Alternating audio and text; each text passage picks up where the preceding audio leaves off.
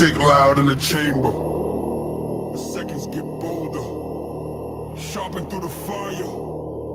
Now the world on my shoulder.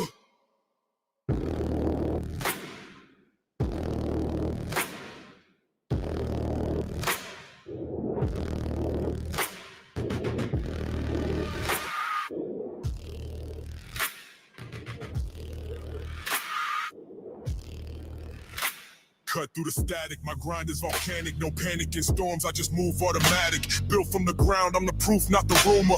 Empire in motion, no love for the consumer. Sigma in the lens, I see clear through the fake. Every frame that I shoot got a future to make. Stack bricks, not trends, I'm the voice, not the echo. No crowd in control, I'm the calm in the tempo. Tomorrow's my currency, time is my weapon. Midlife is the gold mine, power and the lesson. No clock to punch in, I'm the one who dictates. Every second's a fuse, watch the skyline detonate. Yo, what's good, people? What is good? Oh man, this is like an impromptu stream. I just kind of threw a couple of things together, but man, this is so much going on. I realize there's a lot of stuff that's also happening on my feeds as well as what's going on in my system. Apparently, there's a new update for Stream Deck and even for Stream for OBS, and apparently there are conflicts. But I said, you know what? I'm going to do this anyway. Doesn't even matter. So we're going to figure it out in real time, and we're going to go through what is happening over in the social media feeds. Dub is in the building. What's going on? You said don't forget to share, to like, to share, and to subscribe. I appreciate that. Thank you for actually doing that in the channel. And I just came over from Resla Channel's channel. Kev actually had a stream that was also live today as well. So I know they're still doing their thing, and I just left there so I could fire up my stream. And I want to go through over some of the stuff sitting on my feed. I got a lot of junk sitting here as well. So I'm going to sort through to make sure I get the ones that are great. And I think that's going to be prevalent to you. I've been diving into a lot of stuff. Stop. Don't even make noise. I've been diving into stuff that's also been on social media in terms of my city of New York. But that's not the kind of stuff that I want to focus on. I want to make sure we get some stuff that's going to be all over and for all of us. Even though I kind of need to go over some of that New York stuff, to be honest with you. So much talking. Like the moment I get into something is the moment it goes off. It's because I restarted my system. So now everything wants to play the moment I get into it. Anyway, salutation to you too. Hey, so you like podcast in the building. Appreciate it. Oh man. All right. So let's just try to go through this for the night. By the way, having a conversation with the boys, and I think I'm gonna go through a couple of these things, and I'm gonna open it up. So, and you guys give me your thoughts on some things. But first and foremost, I wanted to go through this because this popped up on my actual feed, right? And I want to know what you guys think about it, right? Just give me your quick thoughts if you have any thoughts in particular about it. Put it this way.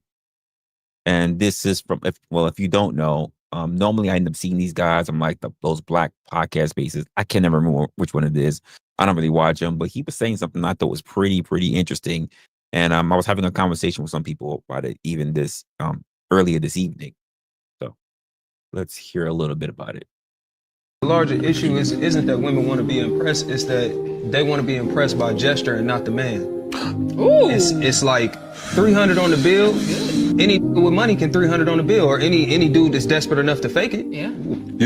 You can't fake generosity. You can't fake humility. You can't fake service. You can't fake leadership. You can only like put up a charade so long until shorty realize none of those things. But it's like, rather than look at the intangibles, because I ain't gonna lie, I personally got offended because they put coffee dates on there. I'm gonna give away one of my plays, man. I'm gonna give away one of my all-day date plays. It's a play that doesn't miss. Super date me. Coffee, museum, bar. I just got wet. And no, it's coffee, museum, lunch, bar. You owe food if you got somebody out that long. But check me out, bruh. Coffee dates strip people down. Yes, you may feel like you're getting a cheap experience. That's the point, because no one can hide behind money. I can't hide behind how much money I make. You can't hide behind how much money you put into your appearance. Both of us have to actually show up at the table as human beings. We have to engage one another. We have to have a real conversation.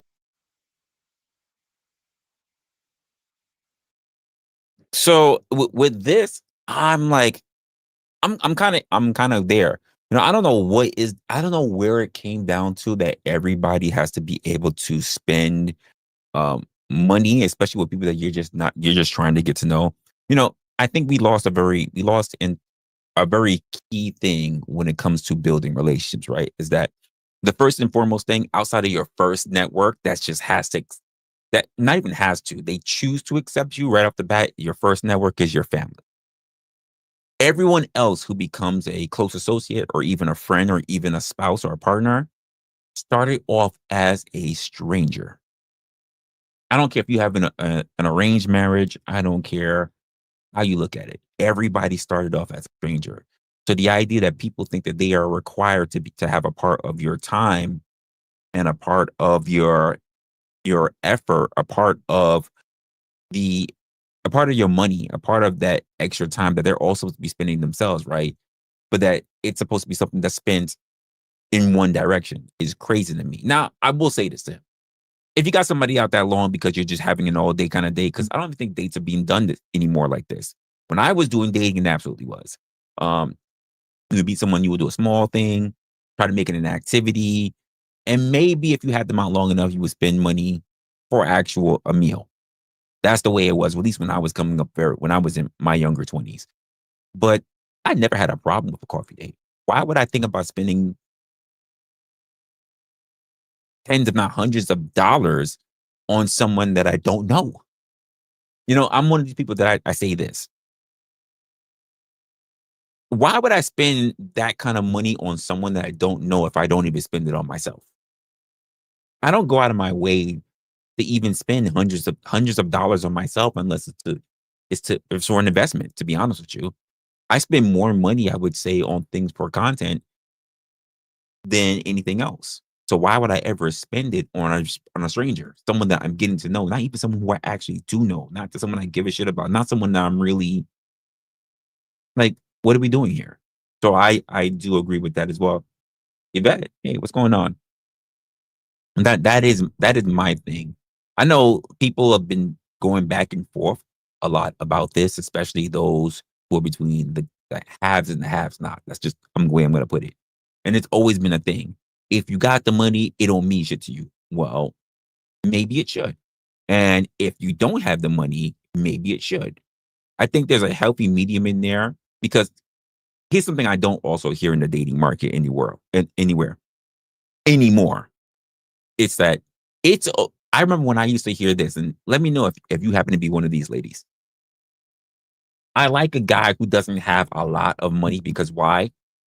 He has character because he goes out of his way to do things to make the date or the engagement or whatever interesting. He's got to come up with an imagination, characteristics to put something together to make the event eventful, to make the situation, the experience fun versus someone that just wants to purchase it and that just be the end of it. I remember when I used to hear, this is why we have the whole thing about potential. And I think that's just something that's just falling apart in the kind of age that we live in today. Kev was already up in the building. He already dropped the 20, turned with the rest. I appreciate it. He's already up in here in the building real early. Oh, damn. I even noticed I was still sitting in that screen because I'm looking at the wrong type of screen. Crazy. Let me minimize that to try to give myself some clarity. But I appreciate that. You're already with the $20, and I appreciate that. Thank you very much.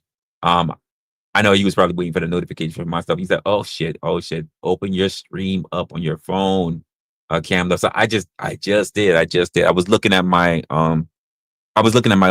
My OBS and my Stream Deck is not working properly because of an update mismatch. So I gotta be very careful about what I'm looking at right now. So I just saw it. Thanks for the heads up. But yeah, I think that is something that we should look back. I think a lot of experiences, the a lot of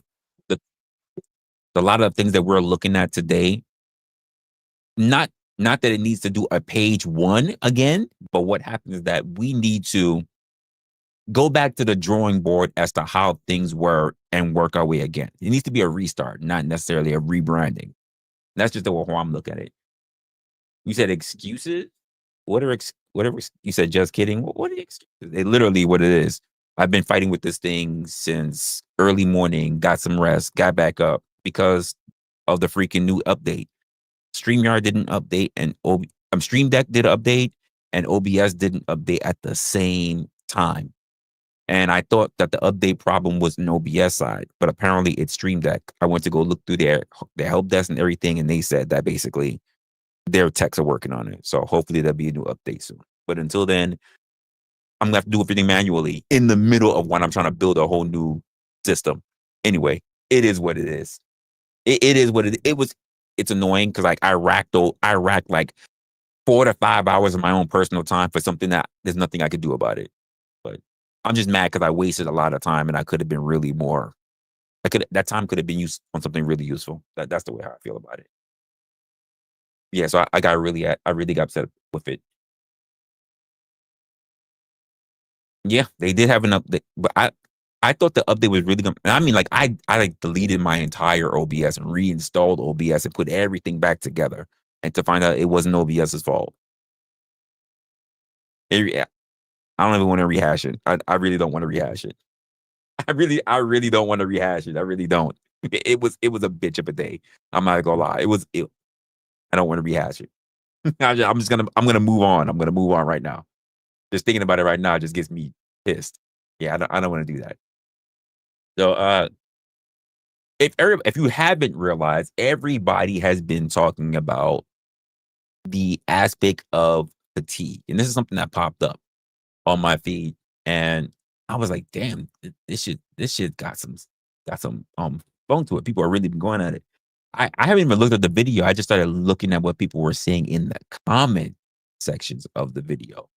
But this is by a young creator that I just really started getting to see his actual platform. I'm actually think I showcased him on one of my previous streams. And make sure I do this so I get a nice full screen. Yep. So screen here is by a content creator. I'm really going to have to fix everything because OBS is not StreamYard. I got to do StreamYard today. So content creator here is Antonio Speaks, and he says the real black fatigue is the actual title that's going on. I think it's something very interesting. He had this up there for about a couple of weeks, and I'm interested to know what he's saying because a lot of people have been coming through in these spaces in online. I've been seeing shorts, especially for TikTok, who's been talking about black fatigue this, black fatigue that. Okay, so what is exactly the real black fatigue? Because I think white people look at black fatigue differently. Hispanics look at black fatigue differently. And black people look at black fatigue a bit differently. I wonder what he's saying is the real, quote, black fatigue. This is a term that has completely lost its original meaning. And in 2025, it is a phrase to describe how everyone in the world is tired of black people. Now, I have many problems with this new age term. For one, black people are not a monolith. The actions of one does not stand with the actions of all. And it's honestly a cherry-picked topic because any race can have a fatigue. Let's do white people, for example. They lead in pretty much all crimes.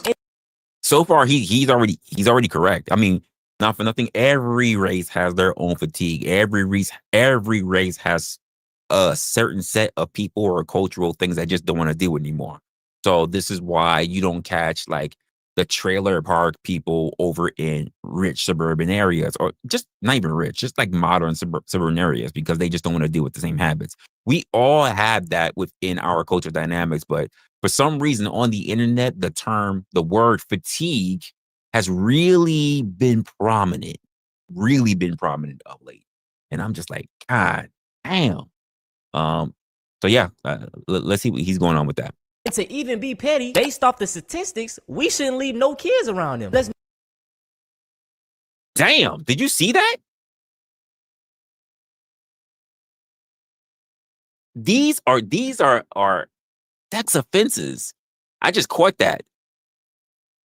That's crazy. 72% were arrested of the people were white. That is crazy work. Crimes. And to even be petty, based off the look at that. 12 were Hispanic. 5.8 were black. 4 other were just others. That is crazy. Ugh. statistics, we shouldn't leave no kids around them. Let's move on to the other minorities. For example, the Indian community. They have a bad scamming epidemic, but no one goes around grouping the scam. Hey, it's not just the Indians.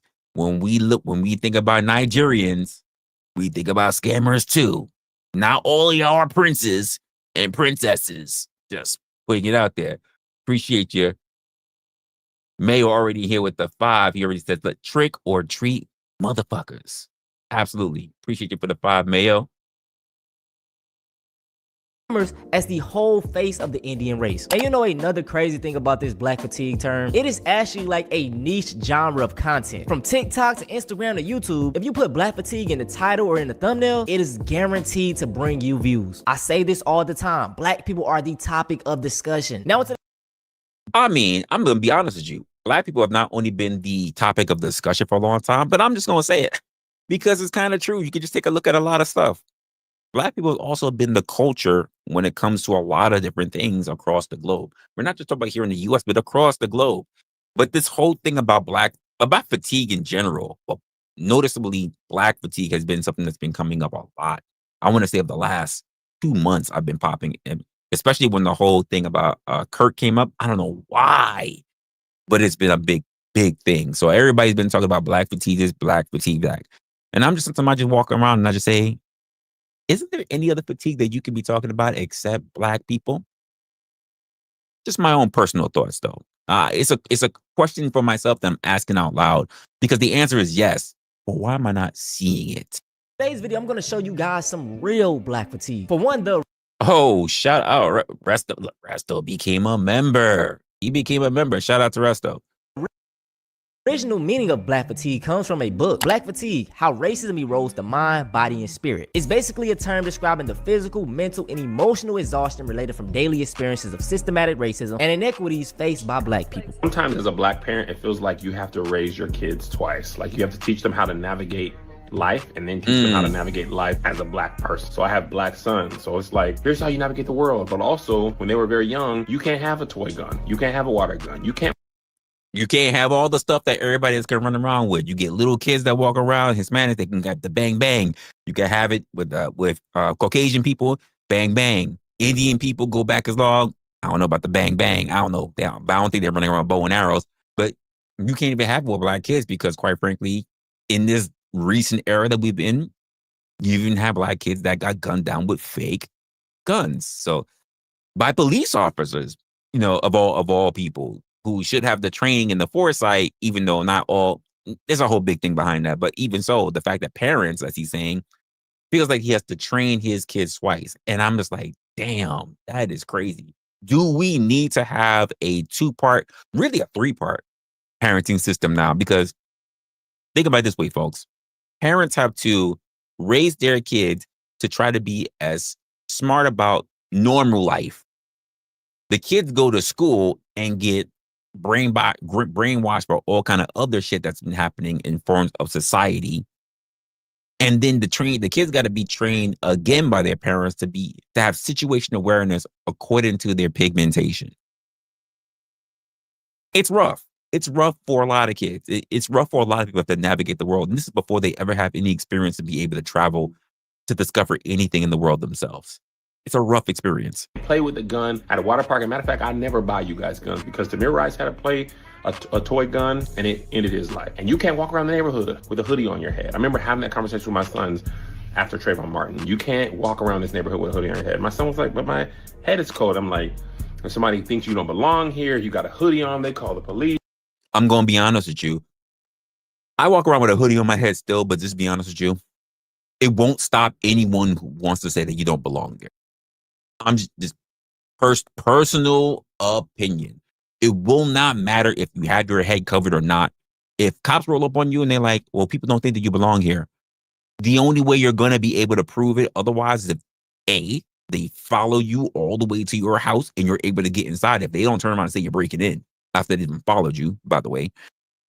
B, you show them your ID, which you're not even obligated to do based on just suspicion. Suspicion is not a crime.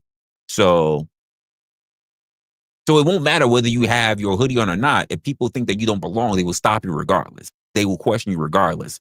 There have been plenty of videos that have had people, they've had people, do you belong here? This is where the whole thing about Karens. Do you belong here, sir? Do you belong here? And they're like, yeah, I live literally in the same complex. I have never seen you before. Like, I live in the building. I have keys. People can say that they know who I am, and that's still not good enough for you. So take your goods and your bads with that. So not having the hoodie thing won't really matter. If people want to come for you, they want to come for you. That's the way how I'm looking at it. They call that. Life is already hard. And like this brother just explained, for black people, it's like another code we have to follow as well. And I want to touch up on the topic of walking around neighborhoods with the hood on. Heck, even without walking with the hood, you gotta be cautious. Go away, Nigerian. Nigerian? Nigeria. You good, Mud? You good, Mud? That's wild. What? He drunk as fuck too. The man is drunk as fuck. He called him a Nigerian. That's crazy. Exactly. This guy's coming over. Bro, I didn't even do nothing. I haven't said anything. Yeah, you're a Nigerian. She walked up already giving him the finger. No questions asked, no asking, nothing. Just crazy work. That's crazy. Oh, you said Hoover, you said you never experienced discrimination. My mom did as a child in the 60s, but I mean, and it's still different now from the 60s than what it is now. Did you live with situations by previous experiences and you strive to be perfect? Yeah, that's the only thing you really can do. But not everybody's going to have that same thing. There are plenty of people who never even experienced racism themselves, or at least they don't think that they have. And there are people that never even had to be in a position that they needed to be racist because maybe they've been in a town that's been nothing but predominantly their people. But the aspect, the ideal, the inclination that happens that when they finally leave their town or when someone new enters their town, that's the thing that they have to do. That's the problem and the things that we need to start thinking about as human beings. Nigerian? Are we dead ass? Bro, don't touch me. Don't touch me. Where are you from? I'm not playing with you. Hey, Come here. stop. Come here. Oh, Just this is stop. typical. Did you stop some people in the crosswalk? When? It doesn't matter when. It doesn't A matter? mother and a daughter, and you showed up in your waistband? What are you No, talking about? sir. No, sir, we don't do that here. See, not for nothing. This is where parents can get hit. This man has been backing up for at least a solid 12 seconds. And she's only increased in speed. You're the threat. You're not the victim. You're the threat. His first words out of his mouth was stop. Don't touch me. I'm not touching you. Just calm down.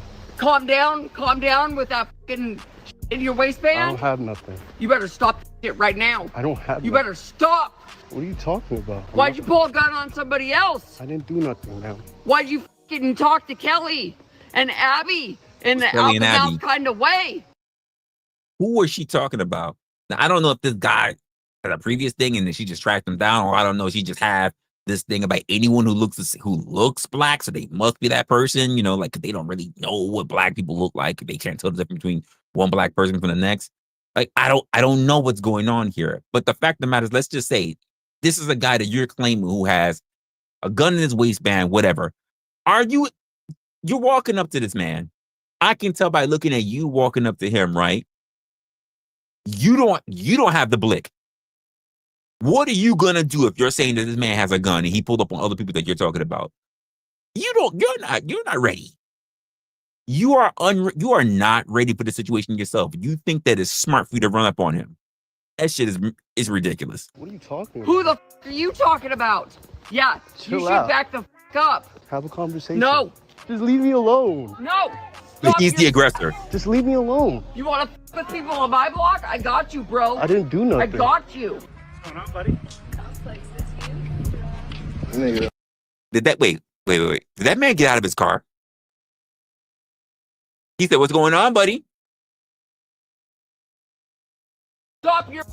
Just leave me alone. You want to with people on my block? I got you, bro. I didn't do nothing. I got you. What's going on, buddy? Did that man get out of his car? Look in the back. The car door is open. Did he get out of his car to walk after this man? And by the way, white folks, can we stop doing this? If you want to assert or question people that you think are in your neighborhood, could you stop putting your hands on your hips? It's not intimidating. Just that's a common thing that's happening that I tend to see as well. Just put the guy in the previous thing did it. He's doing it. I'm seeing plenty of it. The hands on the waist thing just seems to be a signature thing. That just lets me know you're really gonna be on some fuck shit. I'm just letting you know. It seems to be a key indicator that you're on fuck shit. You're on fuck time. Nigga, I'm proud of team out here. Obviously, he doesn't live here. No, he's You live here, you're visiting your friend, that's fine. Just let us know, because you get neighbors concerned since you're walking around my house. I'm not walking around his house. He's in the street. You've been past my house 4 times. I don't know you. I've never seen you before, and you're walking past my house over and over again. So if you live here or you have a friend you're visiting here, that's fine. I'm not in front of your house. You're actually following me. God damn. You gonna keep asking me the same question over and over and over and over and over. This man following me. This is harassment. This man's on a bike. That's harassment, right? That is absolute harassment. This guy is on a bike. This man stopped and walk far. Got out of his car, left his car door open, walk far. The other guy was just sitting there standing there posted. The guy's walking by him on his phone and says, hey, I need to know why you're standing in front of my house. He's walking past your house. How is he? Something needs to be analyzed here. Something needs to give. Like there's something that's just not right. Something is just not right. Something just doesn't make sense. Even when you say something is off or you feel like it's something that's new that wasn't there or something you're just curious about, is cool. But where did the other shit come through? Where did the other accusations come through? Where's your perceived threat? Just because, listen, I am here in New York. If I saw a bear in the streets, is it out of place? Absolutely. Am I worried? Absolutely. Am I going to follow behind that bear? Absolutely not. That bear's for over there. Cool. We can get everything else sorted out from there. That's harassment, right? I think what you did to my wife, yes. What you did to my wife? You read it up. You notice how in all of those videos, the white people claim that they are so scared or in fear of the black man, yet they continuously walk towards them. It's never about being scared or in fear of these people. It's simple. They just do not want us in their spaces. And my thing is, these are public properties. What authority do you have to tell someone they can't be walking there? And it's like, even when we conform and, go by the traditional ways of white America, we get the degree, we dress up nicely, we are still discriminated upon. So I'm driving home from Kitchener. I was in the Kitchener courthouse today, and as I was entering, I was denied entry because apparently I don't look enough like a lawyer. I was dressed exactly like I am now, and the guy's like, "Oh, we're not just letting anyone in the courthouse. You better have some business here." And I just keep on walking towards him, thinking like this guy clearly knows that I'm a lawyer. And then he's like, "Yeah, what's the purpose of you coming here?" And I look at him like, "Are you joking, bro? I'm a criminal lawyer." And then he was kind of embarrassed and he felt stupid. I was like, "What? You think I was a pimp with the suit?" And then I showed him my ID. And then my client pointed out some reasons why. I actually saw a video on this not long ago where I think it was like there was a lawyer sitting in the actual courthouse, and apparently the judge did that. And there was another one where a police officer actually was talking ish to a judge. Because the judge looked out of place. He wasn't sitting in his robe, in his garb, and he was just like, "What you doing here?" And he's like, "What do you mean?" Someone else had to roll up and tell the guy, like, "Yo, chill out. This is the judge." He's like, "What do you mean that's the judge?" Like, this is weird. Like, do we not think that especially at this point, we're talking about 2025, folks. Let's just put that out there for a moment. Anyone can be placed in a position to do anything. It is 2025. Why are people still looking at these things like they're out of place? Cops can be black. They can be Hispanic. They can be Asian. I see them all. So can judges. So can politicians. So can these. There is no position on earth that is only occupied by one sole ethnicity, color even. Why is it that we still have a problem trying to understand this in the world? Not just here in the US, in the world. Especially when we have so many people that even migrate. You may start off being something here, but then you want to be, say, a lawyer or a judge in another country. You can do that. You can't just say, well, I'm just going to be stuck being a judge in the US. No, you can actually move to Europe or to Malaysia or whatever, and you can become a judge there. You can. People need to really broaden their horizons. The guy may not have thought I was a lawyer. Any of you guys know why I was not believed to be a lawyer? Let me know your thoughts. I went to Harvard Law School. I've got a lot of degrees and awards. I've won cases at the U.S. Supreme Court, and I've been in courtrooms representing clients, getting there early, sitting at defense counsel's table, where the judge will walk in and immediately get mad at me. The judge will look at me and say, hey, you get back out there in the hallway. I don't want any defendants sitting in my courtroom without their lawyer. And I have to stand up and say, well, I'm sorry, Your Honor. I am the lawyer. I didn't introduce myself. My name is Brian Stevenson. I have to try to de-escalate this situation. And I was doing that recently. I was in a courtroom in the Midwest, and the judge started laughing, but it wasn't an apologetic laugh. Client came in, we did the hearing. But I remember sitting in my car after that hearing thinking, wow, here I am, this middle-aged black man. I'm in my best suit. I've got all of these degrees and awards, and I'm still required to laugh at my own humiliation to do justice for my client. Well, it shouldn't be humiliation. Period. It should not be humiliating to know that you've done all the work and the qualifications and someone still doesn't want to take you serious for doing that thing. Like, it's not right. And I say that for business owners. I've seen it for business owners, for people who have gotten, I've seen it for real estate, people who get their real estate license. It's really kind of crazy. Imagine this. You're on a full flight from Istanbul, Turkey to San Francisco, and about 3 hours into the flight, they make an announcement asking for a doctor. They're like, if you're a doctor, if there's a doctor on board, please identify yourself. You take off your seatbelt, you get up, you're excited, you're ready to, this is what you've been training for. And first thing the flight attendant says to you as he comes over, he's like, wait, are you a doctor? He looks at you kind of weird. You're like, yeah, I am. First, he asks again, you're sure you're a doctor? I'm like, yes, I am. Then, well, let me think about this real quick, because it's not the same as like you're carrying like a bar card with you. Like, you might carry like a medical license with you, or like at least an ID of where you work or whatever.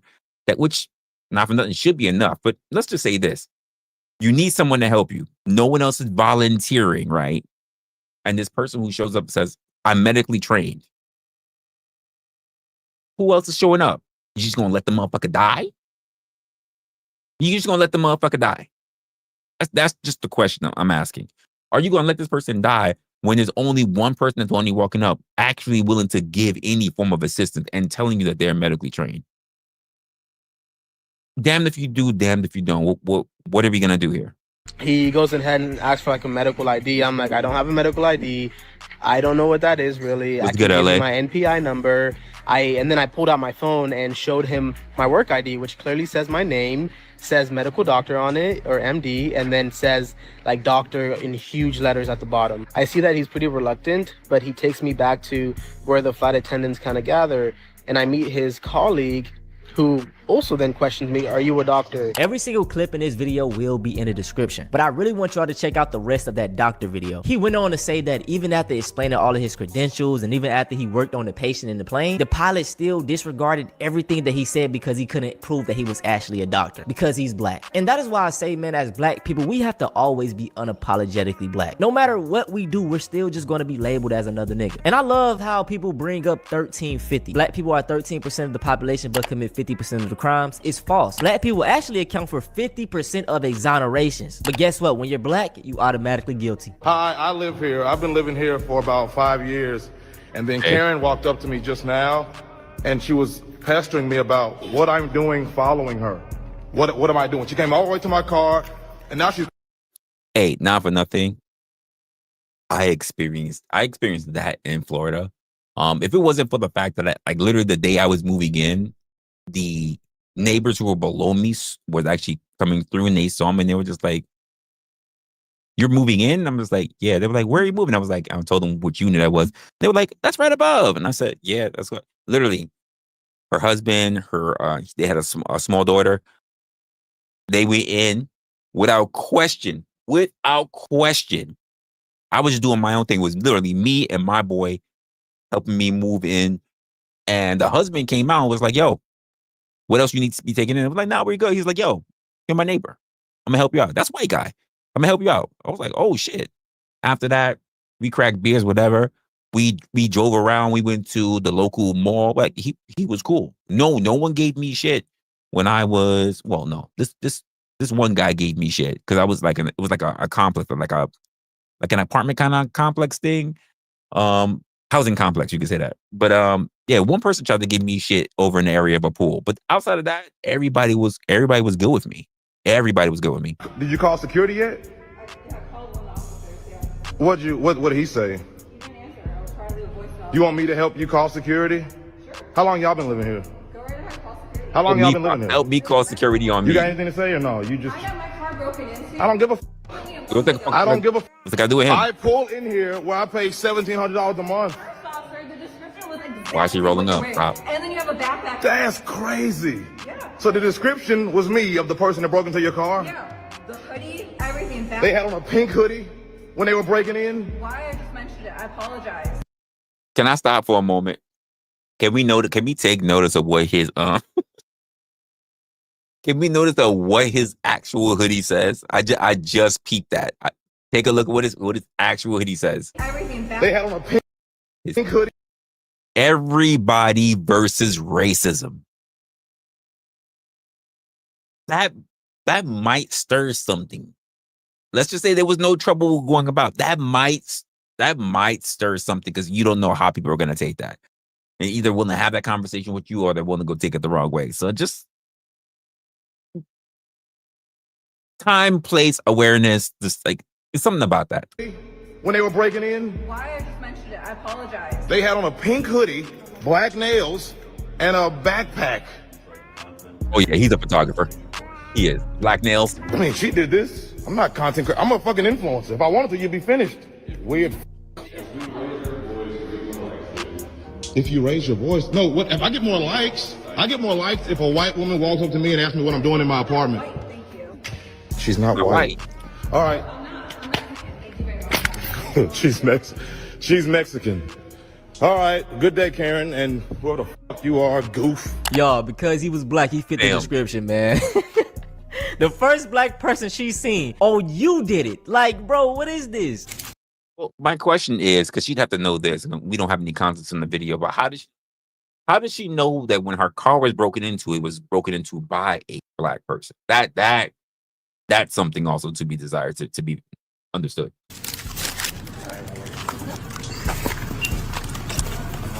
The worker code 12. Hey, what's up?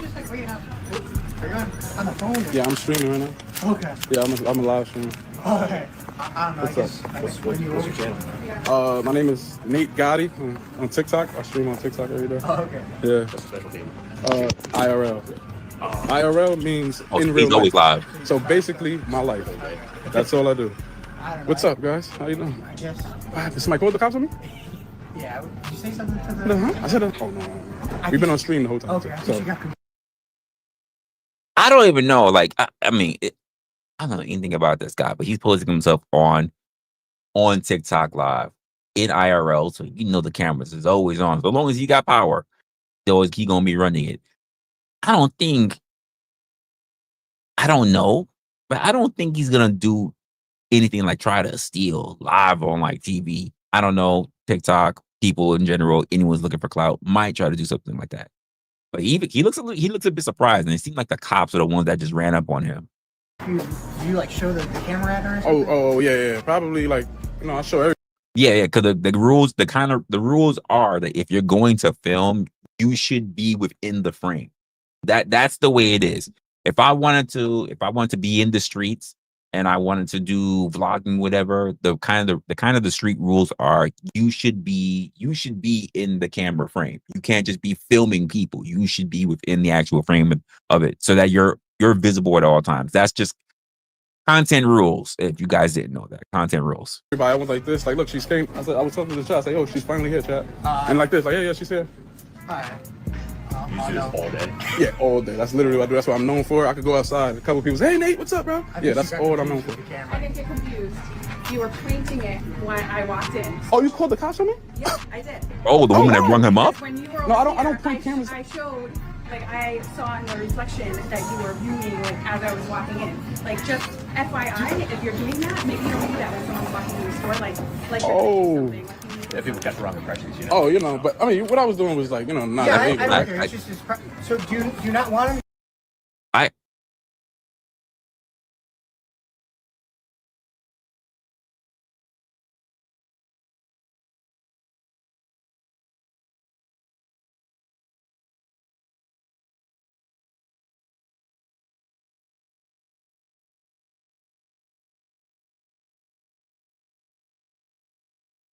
Oh, thank you for letting me know. But I'm like, I've said that before, like I have been in positions whether it's at work or whether it's been in just in the public and just be like, yo, I wish I could have a film crew that's basically following me, because then people can't really lie when they do bullshit out in the streets. Like, they really can't get away with it. So I'm like, oh, bitch, I could just scroll back to show that you was lying about the or the guy, whatever. Hey, you did this, you scratched up here. Don't try to look at me for this. Like, but at the same time, that's just a lot of work, because it also means you have no privacy. And to think that he's sitting there doing this, and then all of a sudden he's basically doing everything. And his words were, he did this at the counter saying, look, she finally showed up. Because who knows how long he was standing there. Look, she was the only person standing at the counter too. So that means the very person that rung him up is the very person that essentially called the cops on him. That's crazy. Oh, you know, but I mean, what I was doing was like, you know, not illegal, I don't right? care. It's just his so do you not want him here? Or? Wait, whoa, damn. Whoa. He was leaving when they were rolling up on him. He was leaving as they walked in. He's right by the exit. He was leaving as they walked up on him. He's got to get escorted out? Is he about to get trespassed? Like, what's happening here? This is crazy. Bro, he didn't need to get that far. Escalated fast. He just came for charges. Hold on, let me charge my shit up real quick, y'all, before it dies on us. This video is so sickening because she rung him up and all. She let him walk through the aisle. She didn't say anything to him, but her first thought was to call the police. She could have stopped him and said, hey, you didn't have to point the camera at me. She called the police. And it's like, bro, she rung him up and all, didn't say a word, was smiling in his face, but behind his back, called the police on him, man. Hey, bro, hey, the white tears is so real, dog. And then the police get there, they don't even de-escalate the situation. They say, oh, you want to get him up out of here? Like, what? What are you talking about right now? Yeah, exactly. I don't have an iPhone. Let me see what else you got. Wait, did your phone? Yeah. Okay, so this has happened to me. This has happened to me a couple of times, a few times actually. So I've had this happen to me by mistake in a bar. I've had this happen to me on a train. I've had this happen to me at a movie theater. And I've had this happen to me in the street, like what's happening with this guy right here. Somebody has misplaced their phone. And then what they do is that they turn around and they see you with a phone, think that their phone is your phone, because oh my gosh, like not everybody can have the same phone. If you're a junkie that likes to pick up the newest version of your iPhone or the Samsung or whatever, and what makes you think somebody else is not going to do that too? So the idea is like, oh, well, you got my phone.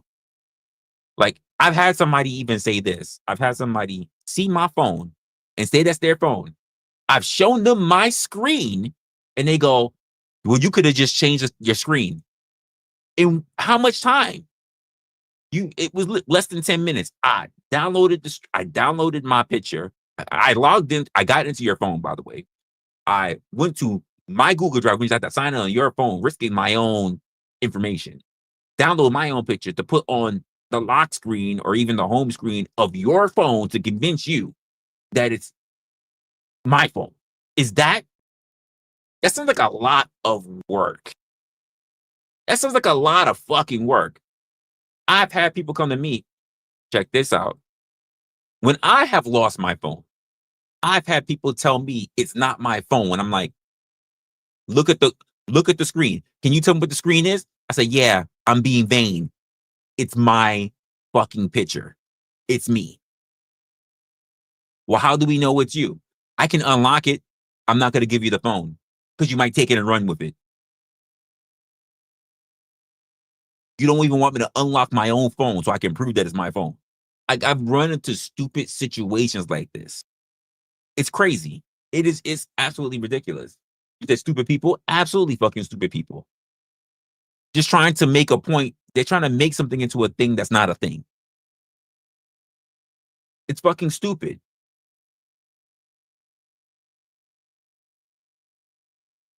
Right. That's exactly what I mean. Then I saw a black phone is missing. I saw a black man in the vicinity with a phone. It has to be mine. Like, what? I've had people walk past me. This happened. They walked past. This was the movie theater. I was standing outside. I wasn't in the movie theater with them. I was standing outside the theater. They walked into the theater. They came out of the theater. They did one of these spin arounds. They saw me still standing in the same spot on my phone, walked up to me and said I had their phone. I'm like, well, you passed by me the first time. I had my phone in my hand on my phone. How? I'm happy you said that. You can't redo biometrics. Hey, but apparently if I had enough time to download my own picture onto the lock screen and the home screen, I must have had enough time for biometrics. Never mind, in order for me to change the password, I have to know your password or you have your biometrics. So I can't just start a new password. That's not the way it works. In order for you to create a new password, you have to have the old password. Then if you're going to turn around and say something like, well, my password, you can't unlock it without my face. I'm happy you said that. Because if I can't unlock it without your face, how did I get in your phone?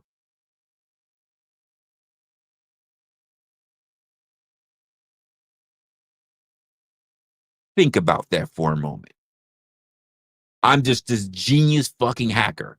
I can get into your phone, but I'm so much of a genius fucking hacker, I would stay in the same vicinity so that you could catch me. Come on now. Did your phone get stolen? Yeah, you got so many people fucking on record Bro, right now. bro, check me right now, bro. Check, bro. Yeah? Check, bro. Check my foot. Check. Let's see. Bro, look. Take out the pocket. This guy. He thinks I This stole guy. He thinks I stole his phone. This guy. What? Why would you think that this gentleman's taking your phone? What the hell? Come out to random. Is it because I'm black? Oh, it's because I'm black, right? Yes, mate. First off, big shout out to that police officer. He Yeah. thought this was America where the police gonna automatically side with the white man. No. He said, what makes you think this gentleman stole your phone? He couldn't even give a reason. It was because he's black. It's 9 times out of 10 the reason. That's it for this video, man. I know this that was probably England. incited a lot of emotions in some of my black people. While recording and getting all of these clips, man, it angered me so much. It's just so ironic because even when we try to fit into society, you know, go to school, do the right thing.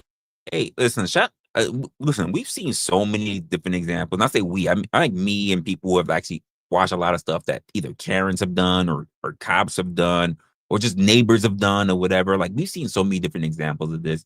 So shout out to once again, this was Antonio Talks.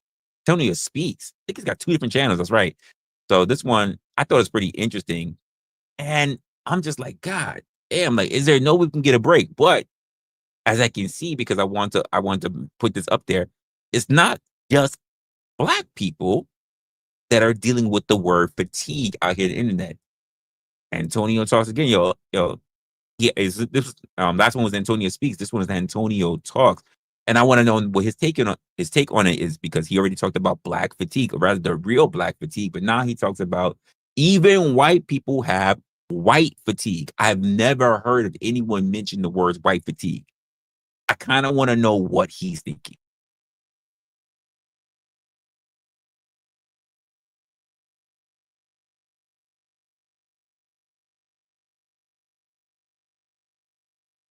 The shift is finally happening. People don't know are what waking up. For the fatigue is. past Never couple heard of of it. days, I've been seeing so many videos of other white creators talk about their experiences with other white people. And you know, they got that white fatigue. And like I say this all the time, bro, no set of people are a monolith. All black people aren't the same and all white people aren't the same. But with the whole black fatigue trend, they tend to group everybody in as one. So I feel like it's only fair that, you know, everybody else is grouped in as one. And if we do that, bruh, it don't really look too good for white people. I don't want to go off on a tangent right now, but you know, they lead in most, you know, sex crimes, pretty much all crimes, child PDF content. You know, I can go on and on. This is not a video to talk about them. I'm gonna let the white people express their concerns. White women are a danger, okay? They will compliment you to your face and then call the cops on.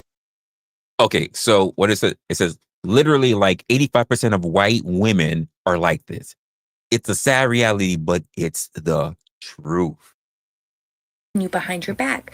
They are disingenuous and it is performative. I will tell you, as a white woman who has been around white women my entire life, that little white girls and little white teenagers and young white women and middle-aged and old women, things that they say to non-white people are not the same things that they're saying in an all-white room. White women don't want to see their ex dating someone who's not white. They don't want to see someone who's not white take their job spot. They don't want to see someone who's not white have a better car or a better house or a better outfit, okay? And when they get mad at someone who's not white, they're going to bring race into it.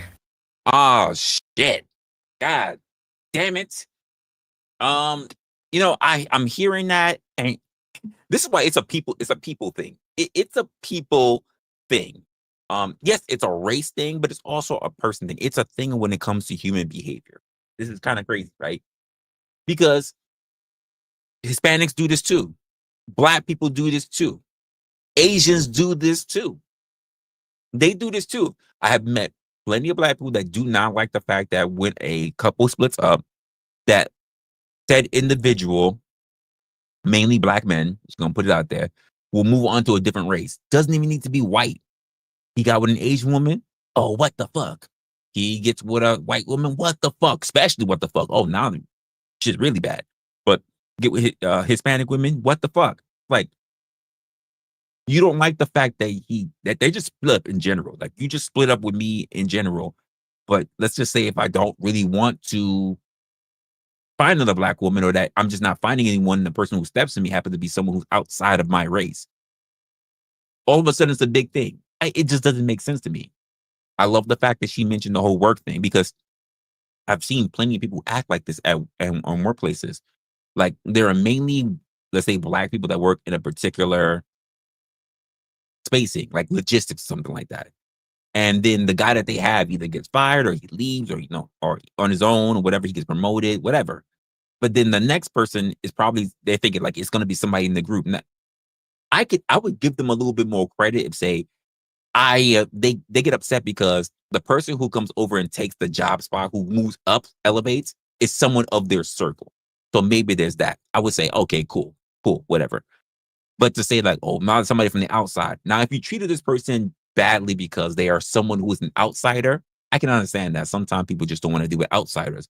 But keep in mind, people, one of the reasons why you get outsiders, one of them, not the reason, but one of the reasons why you get outsiders, because maybe there's just so much bad behavior that happens within that particular group that you need someone on the outside who is not already succumb to it. So you need someone who has fresh eyes and a fresh perspective, so that they're not sitting there just perpetuating the same bad behavior, right? But typically what happens is that, especially if that person's of a different race, is all of a sudden race starts coming up as a factor, not because they're not qualified to do the job. In fact, they may be more qualified than the person who got their promotion or left or got fired or whatever.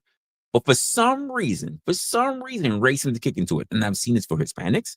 I've seen this for whites. I haven't really seen it for Asians, especially like when it comes to like logistics. Not saying Asians don't do logistics. In most places I've been in, it's either been black people who ran it or Hispanics who ran it. It's really something. You said what? Look like I got a dirty back. Okay, we trust the woman with a dirty bathroom. What dirty bathroom? What dirty bathroom? You're a liar. What dirty bathroom? Are you kidding me? I don't think anyone's ever seen my bathroom. This guy's already lying. perpetuating narratives. What's going on here? They're going to say really nasty, racist things, regardless if it's to your face or behind your back, even if it has absolutely nothing to do with race. And here's the thing. No, I just saw it. She's in her closet. It's not even a bathroom. She's in her closet somewhere. I don't know why her hair's all over the place, but she's in her closet. Why are you hiding in your closet? That must be the only place that you can actually get proper sound. They are going to start saying some really wicked things because white women are a danger. They are a danger to minority communities. Hey, she said it, not me. We got to take her word from it. She's white. She be around white people, and most of them are not going to tell the truth. You get what I'm saying? They're not going to tell us how they, you know what I'm saying? So I applaud her for saying that. And just as a personal experience, most people do that. When I'm walking around my neighborhood or I'm going to the stores, I say hey to everybody. They say hey to me. You know what I'm saying? Sometimes I try to talk to my kids, but it's always a thought in the back of my mind, just seeing how racist the internet is. I don't know if some of these women are behind these racist accounts but I always got the thought in the back of my mind, oh, is this performative? Does she really think I'm a fucking nigga? I don't know, bro. That's just my mind state. Yeah. This discourse talking.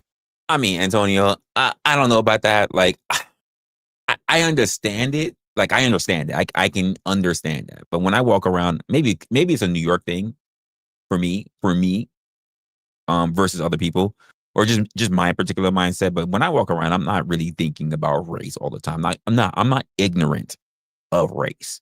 I'm just not always thinking that because someone doesn't like me. And I'm not saying that you're saying everyone that does this But I'm typically not thinking that because someone doesn't like me or someone just has a misunderstanding it's because I'm black. That's not it. Sometimes I just think it's because they just really misunderstand what the situation is. I've had people who walk by me and bump me and I'm just looking at them and they're just like, what's your problem? I'm like, you just ran into me, right? And they go, oh, I'm sorry. And I ran to people that turn around and say, so fucking what? And now we got a problem. Now because I just don't want to deal with disrespect. So I don't know. About how white people don't know how to wash themselves is really fascinating to me, and so I want to share my experience about how I actually learned how to wash and what it looked like in. What do you think of the chances that she's gonna say this is crazy? What do you think of the chances that she's gonna say she's learned to wash herself? This is gonna be bad. What do you think of the chances that she's gonna say she's learned to wash herself from people that are not white? I got a feeling she's going there. I got a feeling she's about to go. Hey, LA. Yeah, you already talking. I already see it. She about to say, I'm gonna start from the beginning. Oh my goodness. I think I'm a fucking nigga. I don't know, bro. That's just my mind state. Yeah. This discourse talking about how white people don't know how to wash themselves is really fascinating to me, and so I want to share my experience about how I actually learned how to wash and what it looked like in my white supremacist Mormon household growing up. Now, I always had washcloths available to me. They were always under the sink. It wasn't really enforced or taught. It was always in the bathtub. And it seemed like there was just kind of one in there and then we'd change it every week. I was never touching it. I don't know if my siblings were touching it. Wait, one what? One washcloth that got changed every week? And you said you or your siblings, and you said siblings, plural. And sharing one washcloth that only got changed out every week? Okay. Every week? You're talking about for your face and your body one a week? That's wicked. You know what I'm saying, y'all? But these motherfuckers love calling us uncivilized and I know when we were younger, we'd play with it in the tub, but when it comes to washing,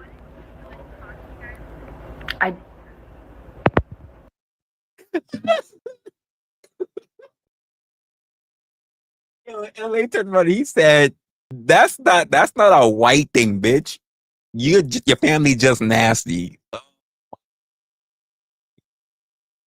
I fucking can't. Wow, that is crazy. They're using a washcloth listen, it's really unhygienic. Oh my God. I said, nah, you got your own washcloth. That's what I'm saying.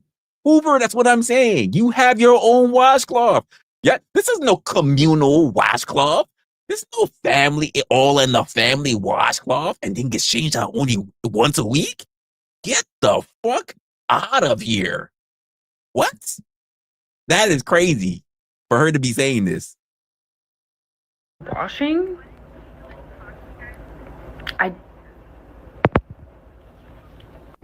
The grossest thing that still grosses me out to this day thinking about it is how we would share bathwater. I had 4 siblings, we'd all share.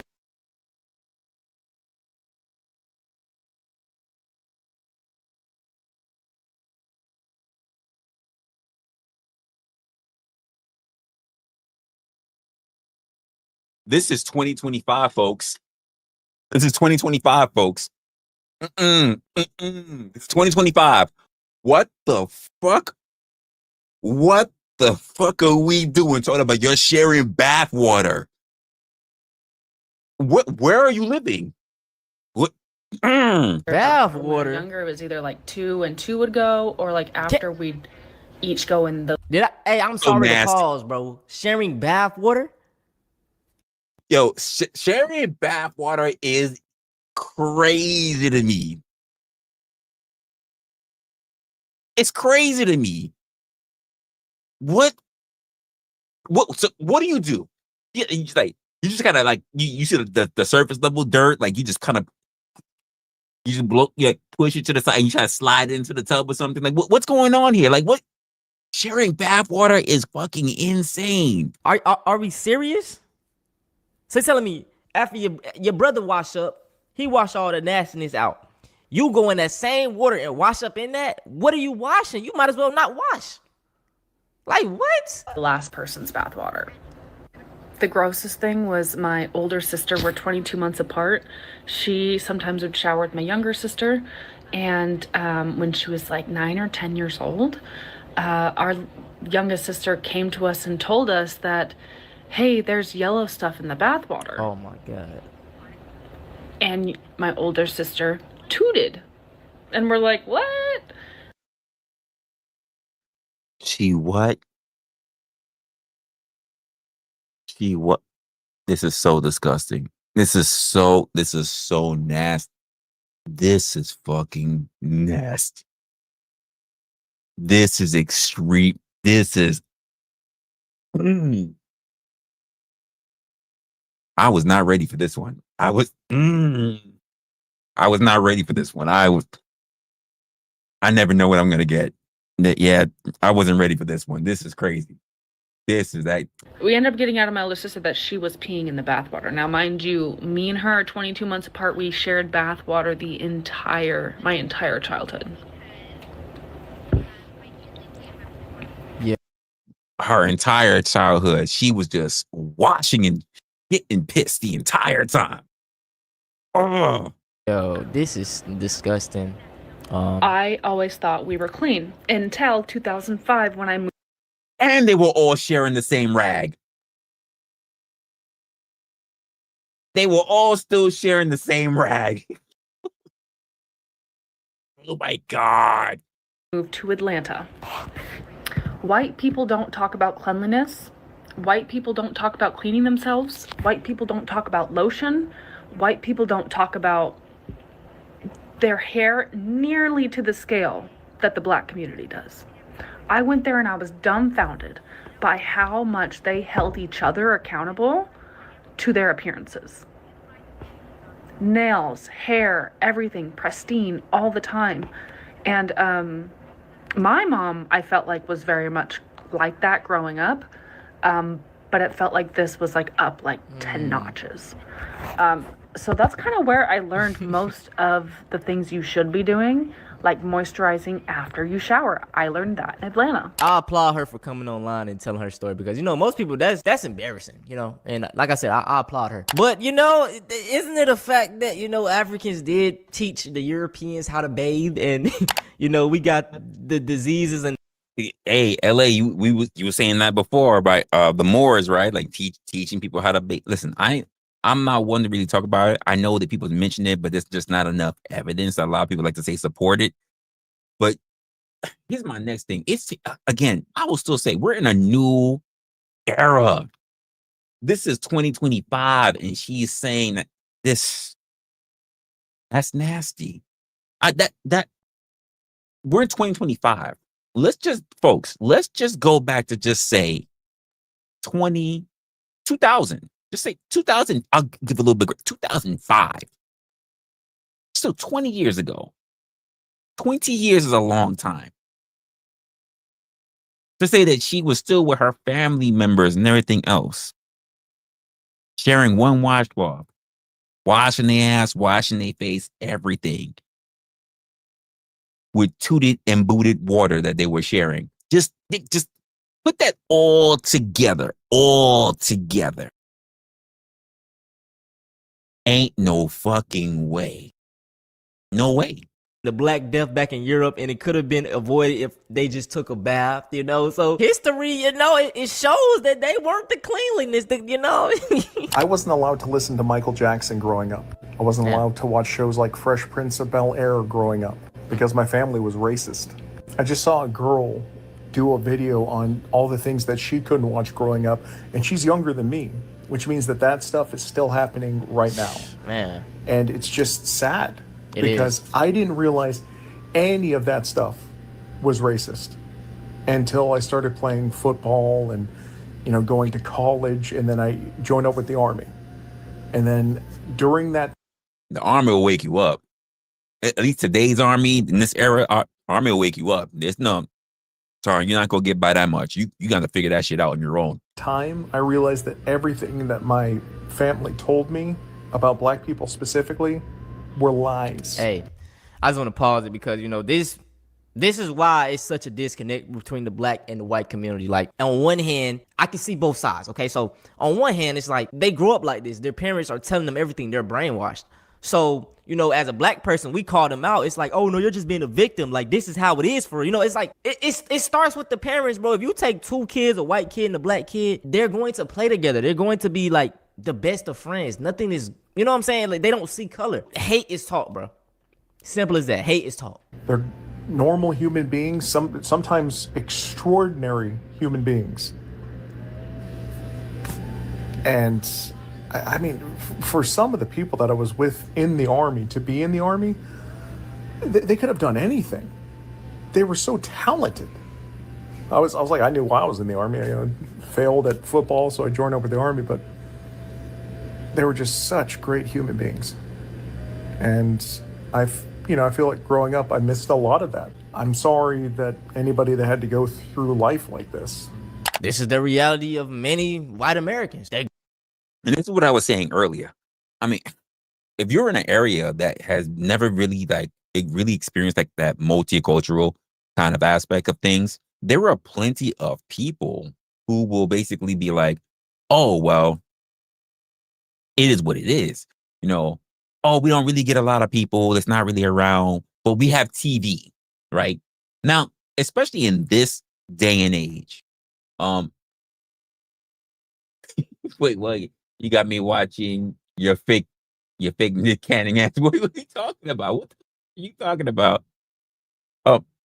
We got people that's basically like, oh, these people are all over the place. But like I said, oh yeah, you have TV, you have multiple things of it. You got so much access to different television. Now, this guy, which is crazy enough, said he couldn't watch Michael Jackson. Okay, cool. He's got to be around my age, if probably not older. He can't watch Michael Jackson. But what about all the other depictions of TV about Black people? What about your BETs? What about your family shows? But you have a lot of other things that just show that there's more than just one aspect of whatever the hell your family thought was the depiction of Black people. Here's my thing. When you decide to move out of those areas, or even so, your nice little suburb area or ghetto area, whatever, gets gentrified. And what I mean by that is not necessarily even always just cleaned up to the best degree, but you get other races that start moving in. Instead of just looking at this as an opportunity and just going, holy shit, there are Mexicans that just moved in. Holy shit, I've got Asians that just moved in. Holy shit, there are Black people that are moving in. Instead of you actually just like, let me get to know to see what kind of person that I'm dealing with. Not if all Negroes do this or if all Asians do this. Like, not that.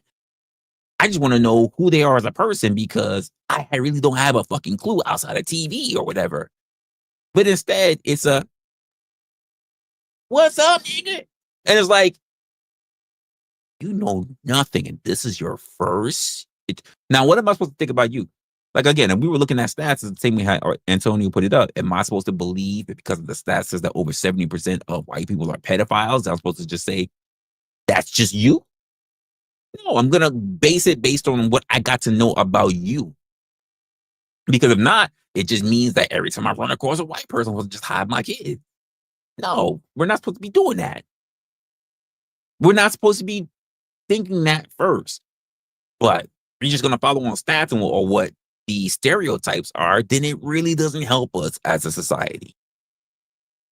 It's just, it's crazy. It's crazy and it's sad. But a lot of people, and this is why I say also is a big thing, because there's a difference.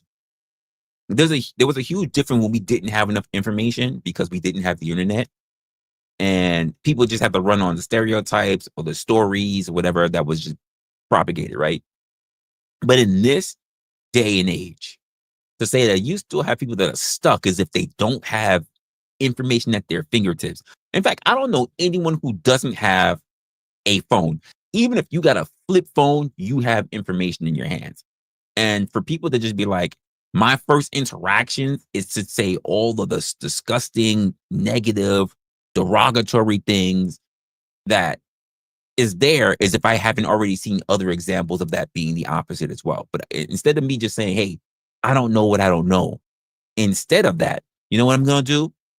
I'm going to be the worst person I can be. It's kind of crazy. Hoover, what were you saying? You said you called your grandmother. I called my mother. Let me put this on screen. So please. Called my mother suntan. What? Never knew that she was black. Oh, wow. She was black. Wow. Okay. I mean, damn. Okay. All right. I mean, keep my mind. I'll say this to you. Suntan is better than what I've seen, by the way. When I was in South Carolina, right? When I was in my family, it was literally a young kid. They didn't say suntan. They said, mommy, so-and-so, that person looks burnt. Not suntan, burnt.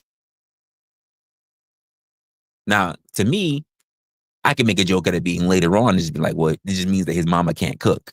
So she must burn a lot of shit in that household. But at the time, it's just like, what do you mean burnt? And I mean, it's like she was trying to put her kid's hand down because the kid was pointing at the same time. Like, look, that, mommy, why they look burnt? It's just like putting her hand like, stop. Like, and the kid was just staring. And I mean, like, this is back in the days, way back in like South Carolina. We're like, I don't even know if you guys still got like Piggly Wigglies. I don't know if that's still a thing, because it's hard for you to find even ShopRite and Pathmark now because they've been bought out by other places. I don't know if you guys still got Piggly Wigglies down there, but it was crazy. And I think this happened, like there was a Piggly Wiggly nearby, but it was also like a fireworks shop. There was a few other places, and it's like, why?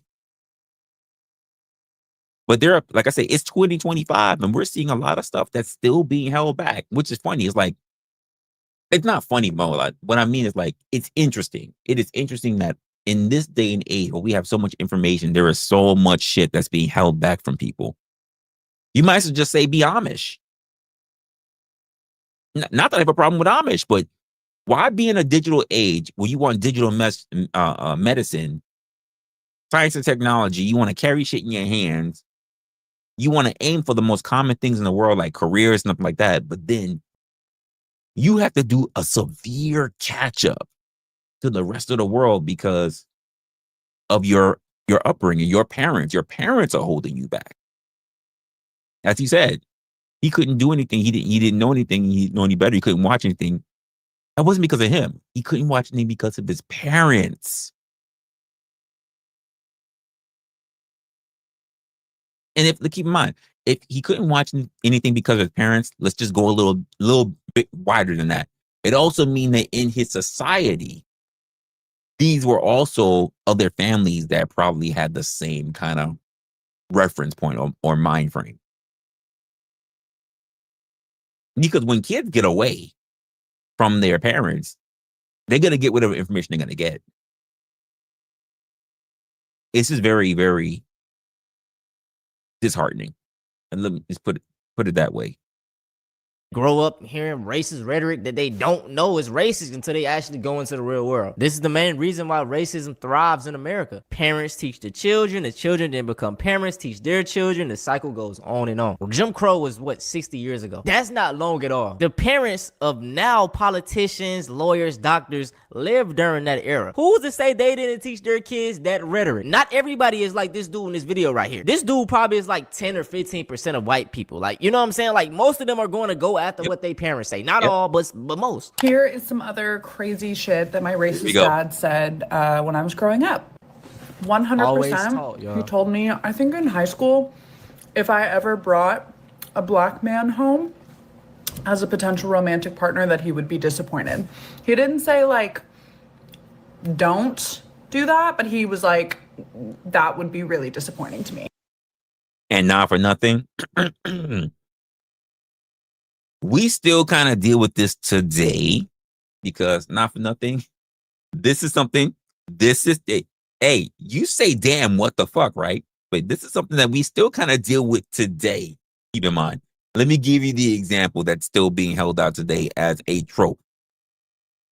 White girls turn around and they can date white guys. Cool.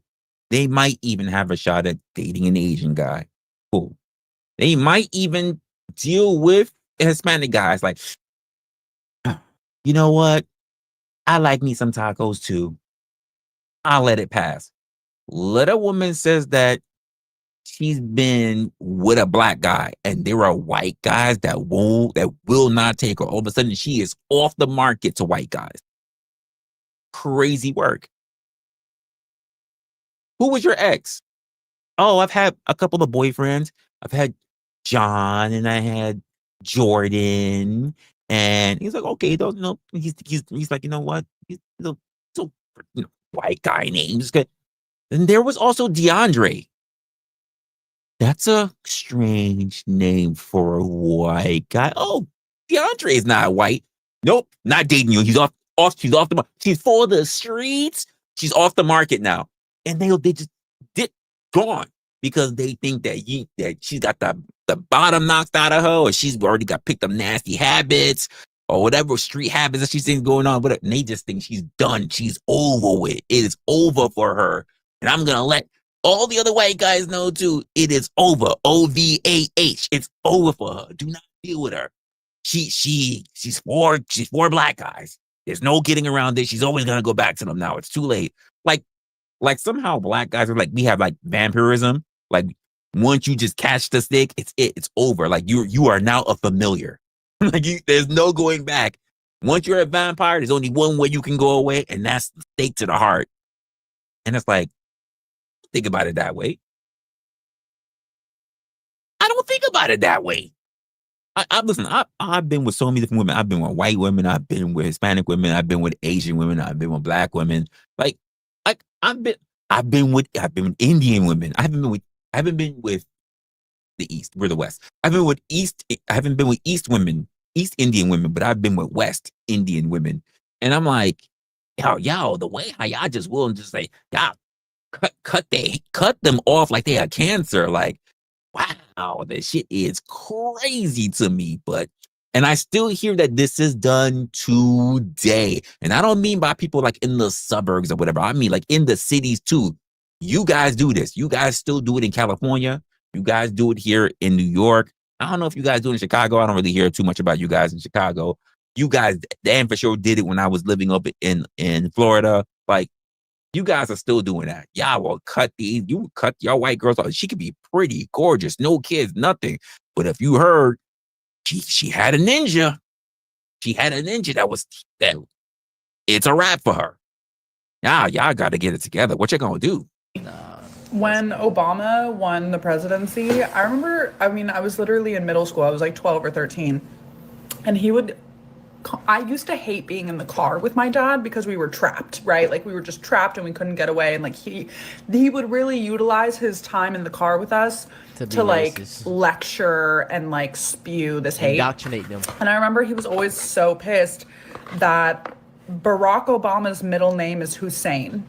And I remember him being like, Ali, his middle name is Hussein. And I was like, I don't care. Okay, like I don't know what that. Like, you're a kid, like, bro. He was always expecting us to be as like outraged as him, but like we genuinely like didn't understand. I remember one time, my neighbor was a black girl. Her name was Felicia. She was hella sweet. She would come over and be like, "Hey, can Allie come out to play?" Da da da da da. And I remember one time she had a sty in her eye, and like my dad saw it and was like, "You shouldn't go in her house. Like she's dirty. Like she has. Yeah. Do you see that she has that? Like don't touch any of her stuff, and like you shouldn't go in the house." Little kid. Trigger warning. This is where it gets kind of like really that's crazy work. Like really bad. My dad didn't crazy think he work. was racist, right? Because he had like a black friend. Oh man, the black friend. And he used to say to me and my brother, "I'm not racist. I've got a black friend. How could I be racist? Ali, how dare you? I've got a black friend. You know I see Toby at work. I'm not racist. I've got Toby at work. Come on now." There is a difference between black people and N-words. And niggas. Yep. I hate this talking point.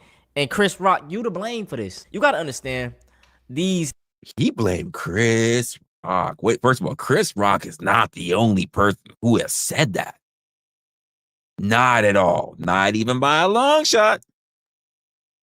N-words or whatever, the hood people, they are just a product of their environment, okay? I understand, you know what I'm saying? We gotta hold them accountable, but you gotta also understand how they got here. They didn't just get like this out of thin air. So whenever y'all done with this video, go look up the 1960 black middle class, because we were doing pretty good for ourselves. We were spending money within our own community. We had businesses in our communities. Black families were together. Crime was lower. So do y'all kind of get the correlation? I hear what Antonio's saying, but I also have this other lingering thought thing about the infantilization of that time. I understand that if things were left alone, there's a good chance that we would have a very different system of black people, a different appearance, a different system, a different culture when it comes to black people today. But this ideal that basically that was like, and I'm not saying Antonia said this, but I've run into people that are, or even had conversation with people that turn around and be like, it was the best time. And I'm just like, I kind of have my own, because I'm not going to run on what could have been. I'm going to run on what we have today.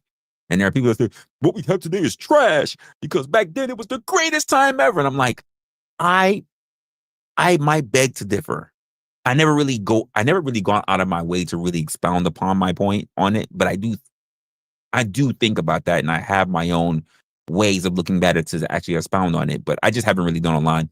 And to be honest with you, maybe I might make an episode on that one day to just really talk about it. I imagine there's going to be a lot of people that's going to disagree with me, even though it's literally rooted within our own history. But yeah. I know there's a lot of people that like to hang up and try to hang on it and say the 40s, the 50s, the 40s, the 50s, the 60s was the greatest time for black people. And it was like, when were you born? In the 80s. What would you know? When were you born? The 90s. What would you know? Just keeping it a book. Now let's go towards like the 70s, 80s, the crack epidemic and them planting drugs in the neighborhood. It ruined everything. That is when everything started going downhill. I can agree. Who did that? Ronald motherfucking Reagan, bro. And it's been going down. It's kind of been going back up, but it was a downhill slope when Reagan got in. He started doing all this evil shit, man, redlining, putting drugs in the neighborhood. You know, whole crack epidemic, war on drugs. all of that messed up the black community. So now you got kids coming up from the effects of what happened, in the 80s and stuff, bro. And it's like, I'm not trying to make an excuse, but there were still other issues that happened prior to the 80s. It wasn't only the crack epidemic. The crack epidemic did a lot of damage. It did a lot of fucking damage. I'm not gonna take that away. But there were other things that also hindered a lot of growing communities prior to that. So that's what happened. Okay. So this black people versus N-word, they're just a product of their environment, bro. Another thing, the black friend probably didn't even check the dad, like, hey, bro, that's racist. Like, he's enabling it. And that's why we got so many black raccoons, black conservatives around here. They feel good because they hear the white man say, oh yeah, you're not like the rest of them. You're a good one. Like, they feel good when they hear that. It's an ego stroke. You know what I'm saying? Everybody wants to hear something positive about them. There is a difference between black people and black people. Dress nicely, speak white, basically. Hey, stop. Have good jobs, are educated. I agree, Hoover. You said you were born in 79 and your parents were in the 50s, 57-ish. Let's say that in 57, and you've already heard horrible things before your time. Yeah. I've read and looked back into a lot of that stuff too. Yeah, you're raised in you said Beaver Cleaver. Like, I've heard a lot of things have happened in a lot of different ways. I mean, you're talking about people that's also just got out of like segregation, building their own stuff up, building their own communities, trying to establish their own things. Look at all the different things, Black Wall Street, Tulsa. Like, I could get into a whole lot of different stuff. It wasn't like just like, and I'm not just putting it on Antonio, but I know a lot of people like to say like that 80s is the thing that screwed us up with the crack epidemic. I'm like, no, there were other things that definitely got in the way. It wasn't. Yes, was that a big thing? Absolutely. But there were other things that also stopped that. There were things that halted so much of a progression, if you ask me, that if the crack epidemic had happened, but those other things had already stayed in place, the crack epidemic wouldn't have been as large as it was. Just going to keep it a buck. Because the crack epidemic didn't just hurt Black people. It also hurt Hispanics. But Hispanics had a different type of culture. That because of that, they didn't suffer the same way. I'm not trying to get too far into that because as I'm thinking about right now, I can probably really just have an episode if I really want to think about this. Those are Black people. I'm fine with Black people. Yeah, those are thugs and ghetto hoodlums. And would rob you and would even though they lead in and that whole like super predator bullshit. Like these people they're on drugs, they're dirty. Like, that's the difference. We can be friends with Black people, but like basically they're not even people. Like, there was a very clear distinction in his mind, and he wasn't racist because he was friends with Black people. He used to ask me from a very young age if I was a Democrat or Republican. Bro, you're a kid. Exactly. She's a child. Like, why would it matter? And here's going to be the correct answer. The correct answer that she can only answer is like, Dad, I'm whatever you are. Correct answer is Republican. And he would ask me that all the time growing up. Oh, Republican only? 10, 11. He'd be like, 10, 11. You're a Republican, right, Allie? And I'd be like, I don't know. Like, I don't know what that means. Right. But it was this super early indoctrination. Crazy and then word. Specifically, I remember this was when I was in high school. At the Thanksgiving dinner table, he called people in the Middle East sand. Oh, we already know. We know where they're going with that one. All right. You said you didn't know or you didn't see it until you were about 18. Yeah, when you actually start developing and start getting out there on your own and start putting things together and start using your own mind and stuff. Because this is like, let's be honest, like Hoover, you're talking about a great time.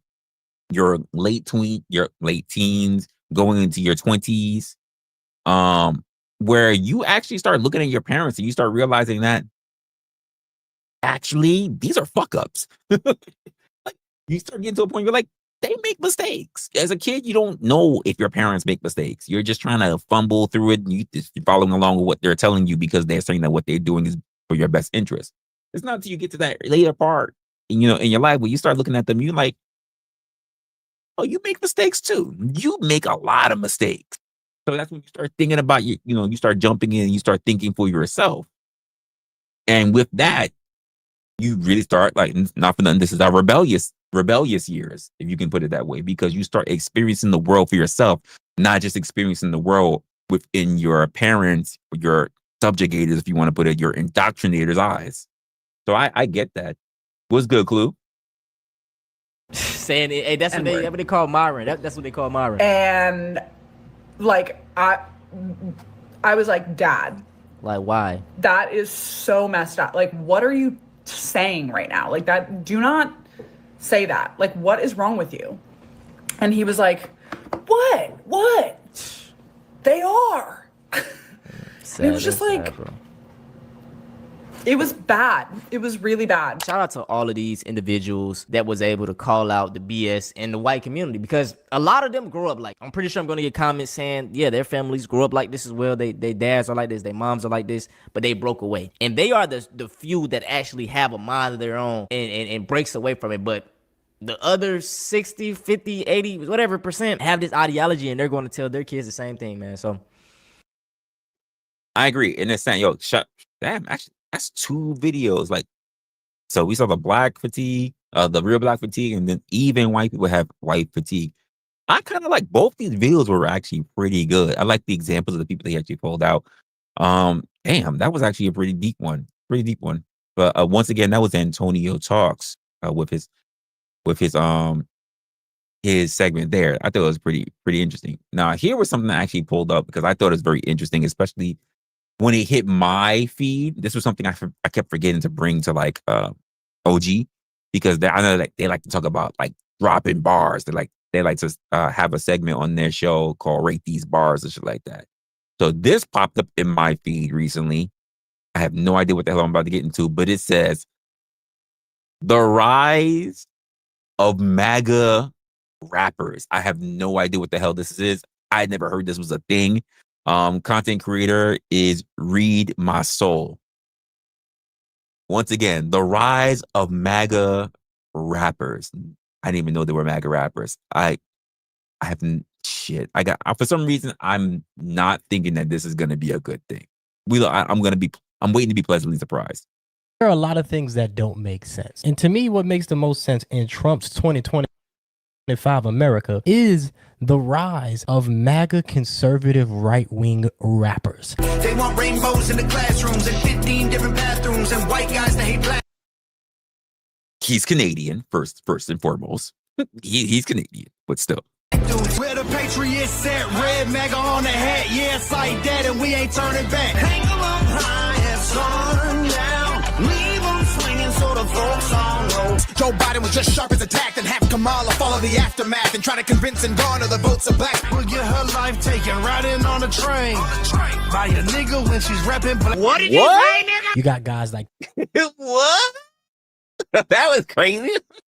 Tom McDonald, Forgiato Blow, wow. And I'm pretty sure there's a couple of others that I don't want to know about, but I have seen and been hearing about Tom McDonald for some years now, and I just started to discover Forgiato Blow. And this makes a lot of sense to me because conservative white America has positioned themselves as the victims. I'm not ashamed because I'm white. And they started positioning themselves as a victim with the start of the first black president, Barack Hussein Obama. Back in the day, there were rules about things you would talk about publicly. You wouldn't talk about religion and you wouldn't talk about politics. But it just so happened the people who gave these rules to most of America started to be very vocal about their political opinions and their political ideologies once they saw a black. You said Tom McDonald had a great rap with Roseanne Barr. Tom McDonald, actually, I believe the last time I saw something with Tom McDonald that they were talking about, I think it was with Ben Shapiro, actually. Actually, I think he actually did a rap with Ben Shapiro. I'd have to look that up to see if it's true. But I remember, I think, yeah, actually it has to be, because it was the only time I actually saw Ben Shapiro wearing a hoodie. I've never seen. Not it wasn't like AI. It was like actually Ben Shapiro wearing a hoodie. I don't know. Was it a rap video? Was it a video? Was it just a picture, or what? Were they on his show? Or I can't remember. You say yes, he did. Yeah, I wasn't. I'm not crazy. Like I knew there was something like that. I didn't listen to it. No, I think it was playing on Ben's program, so I heard a little bit of it, but I never actually went to go listen to the actual song. I have to go check that out. Yeah, I mean, I remember because the one who brought it to my attention first, what's his name? He's also part of that Daily Wire crew. Michael Knowles. Michael Knowles was the one that pointed it out, and I was like, Ben Shapiro did a rap with Tom McDonald, and then I saw Ben's program, and I think he played some of the music, and then I remember someone was talking about it, and I remember seeing Tom McDonald and Ben in the same clip or the same photo shot, and Ben had a hoodie on, and I'm just like, really? Like, of all? But I remember I didn't go listen to it or look at it. So I might have to actually do that, not because I think it's fire, not because I think Ben could rap, but it was just really weird. It was really, really weird. Black man become president. Now, I'm not here to debate the blackness of Barack Obama, whether he's an American, all those tricks and tactics that people like to pull up. I was just informed that our president has finally released a birth certificate. I'm here to talk about the rise of MAGA rap because it makes so much sense to me. As we've seen in the last few years, there has been a lot of angry white people in America. But my question is, what is MAGA rap? Like, because when I hear like MAGA, I think of the people like they talk about conservatives and people who want to make America great. But what exactly does that mean for a title, MAGA rap? Make America Great Again rap. Yeah. The title of this one is The Rise of MAGA Rappers. So I'm like, what exactly is MAGA rap? Does MAGA rap means that you strictly just patriotic? Does MAGA rap lean into some of the things that you hear, not from everybody, especially not conservatives or so, but how people feel in general? Like, is it racist? Is it talking about our government? What exactly is MAGA rap? That's what I want to lean into, because I have no idea. You say you ever wake up starving? Yes, I have. Of course I woke up starving. Eating mini wheats? No fucking clue. Like I have no clue. I'm curious right now as to what exactly is it. I mean, we already seen whoever that guy, the rapper is, like he already dropped the hard R and everything in his whole rap. I'm like, whoa, what the fuck? White man, fight back! White man, fight back! White man, fight back? Okay.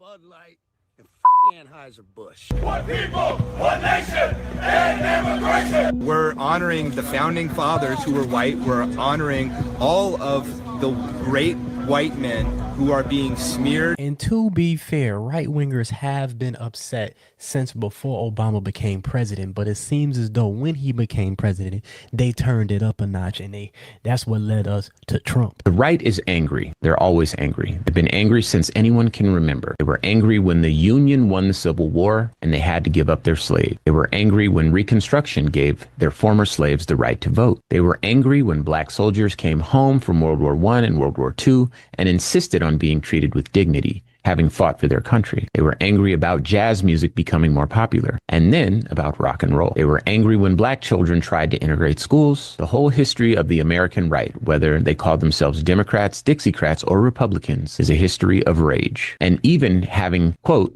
taken back their country, unquote, by putting Donald Trump back in the White House and unleashing Project 2025 on all of us, deleting affirmative action, DEI, black history, black scholarships, black-held jobs in the federal government, having driven women out of the military leadership and ended everything from farm subsidies to foreign aid, while getting away with an actual insurrection scot-free. They're somehow still angry. A lot of oh man, there's a There's a lot. There's a lot to unpack there. There's a lot of stuff that he talked about. Shit. I don't. There's so much. There's so much. I'm listening to. There's so much that just as I'm thinking about one thing, he mentioned something else, and I'm thinking about that, and so I'm losing the previous ones. I'll have to go back and really listen to it. But like, then he also mentions like that white people are trying to take back the country from everywhere else, especially because we're talking about here in this age. This is why I like to talk about this era right now, because the idea of thinking that you're going to actually be able to wrestle it back from anyone who's born and raised here, B, wrestle it from the very systems that promote immigration coming in, what is that to you thinking? And then I don't even want to get into the whole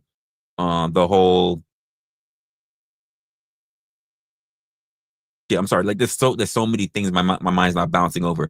I don't even want to get into the whole insurrection thing because, like, God forbid, people just love drumming on about insurrections.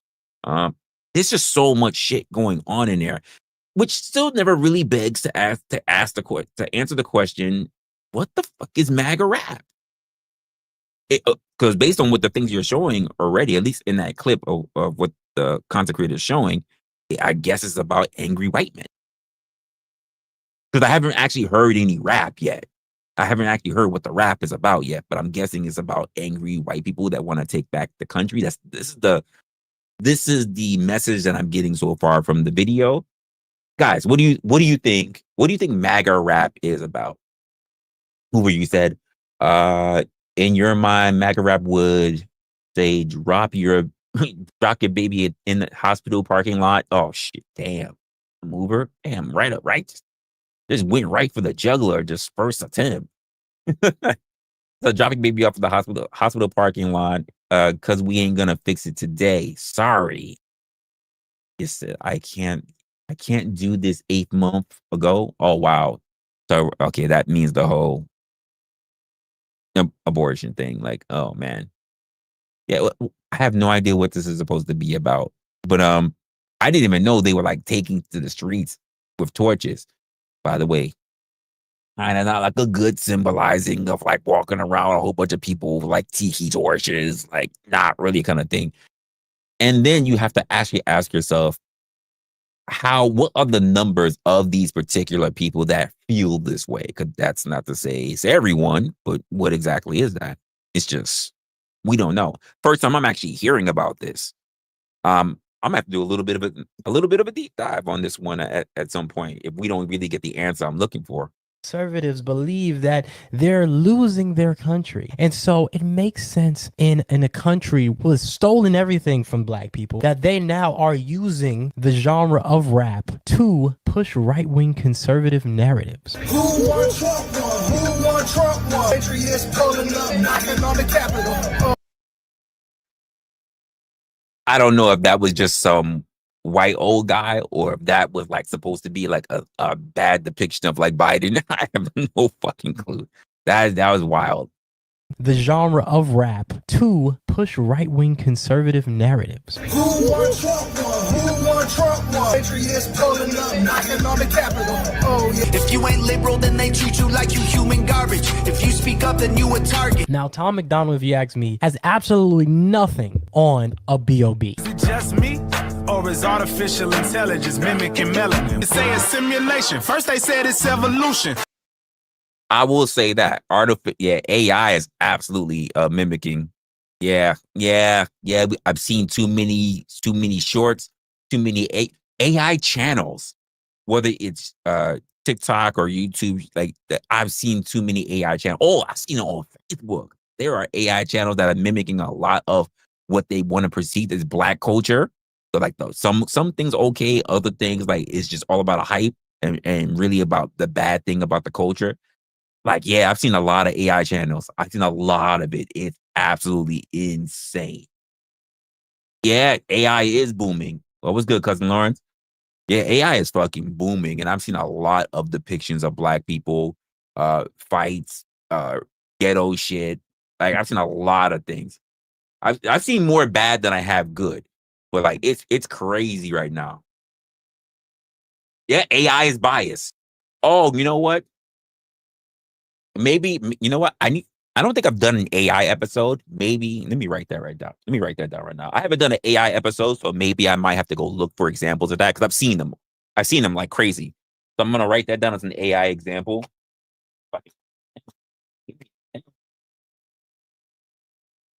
Like I'm gonna go look for some of those examples.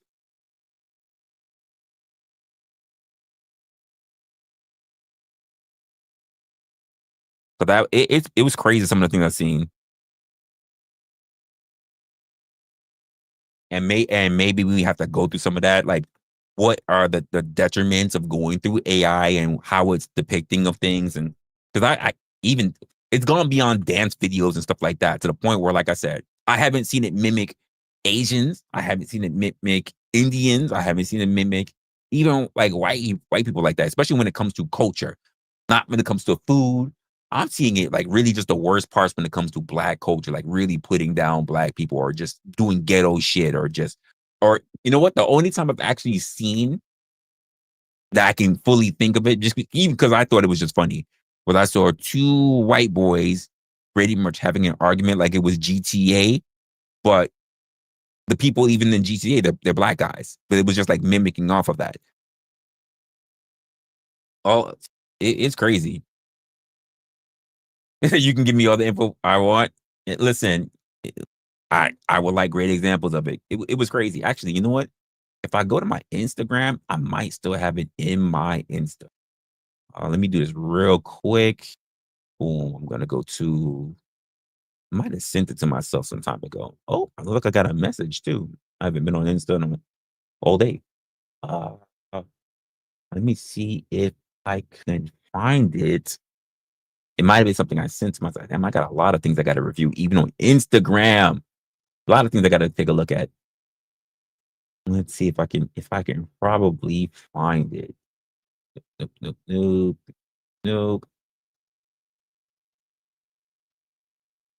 I don't even know what that is. I don't know what that is. I might be tripping. That looked wild though. Let's see. Nope.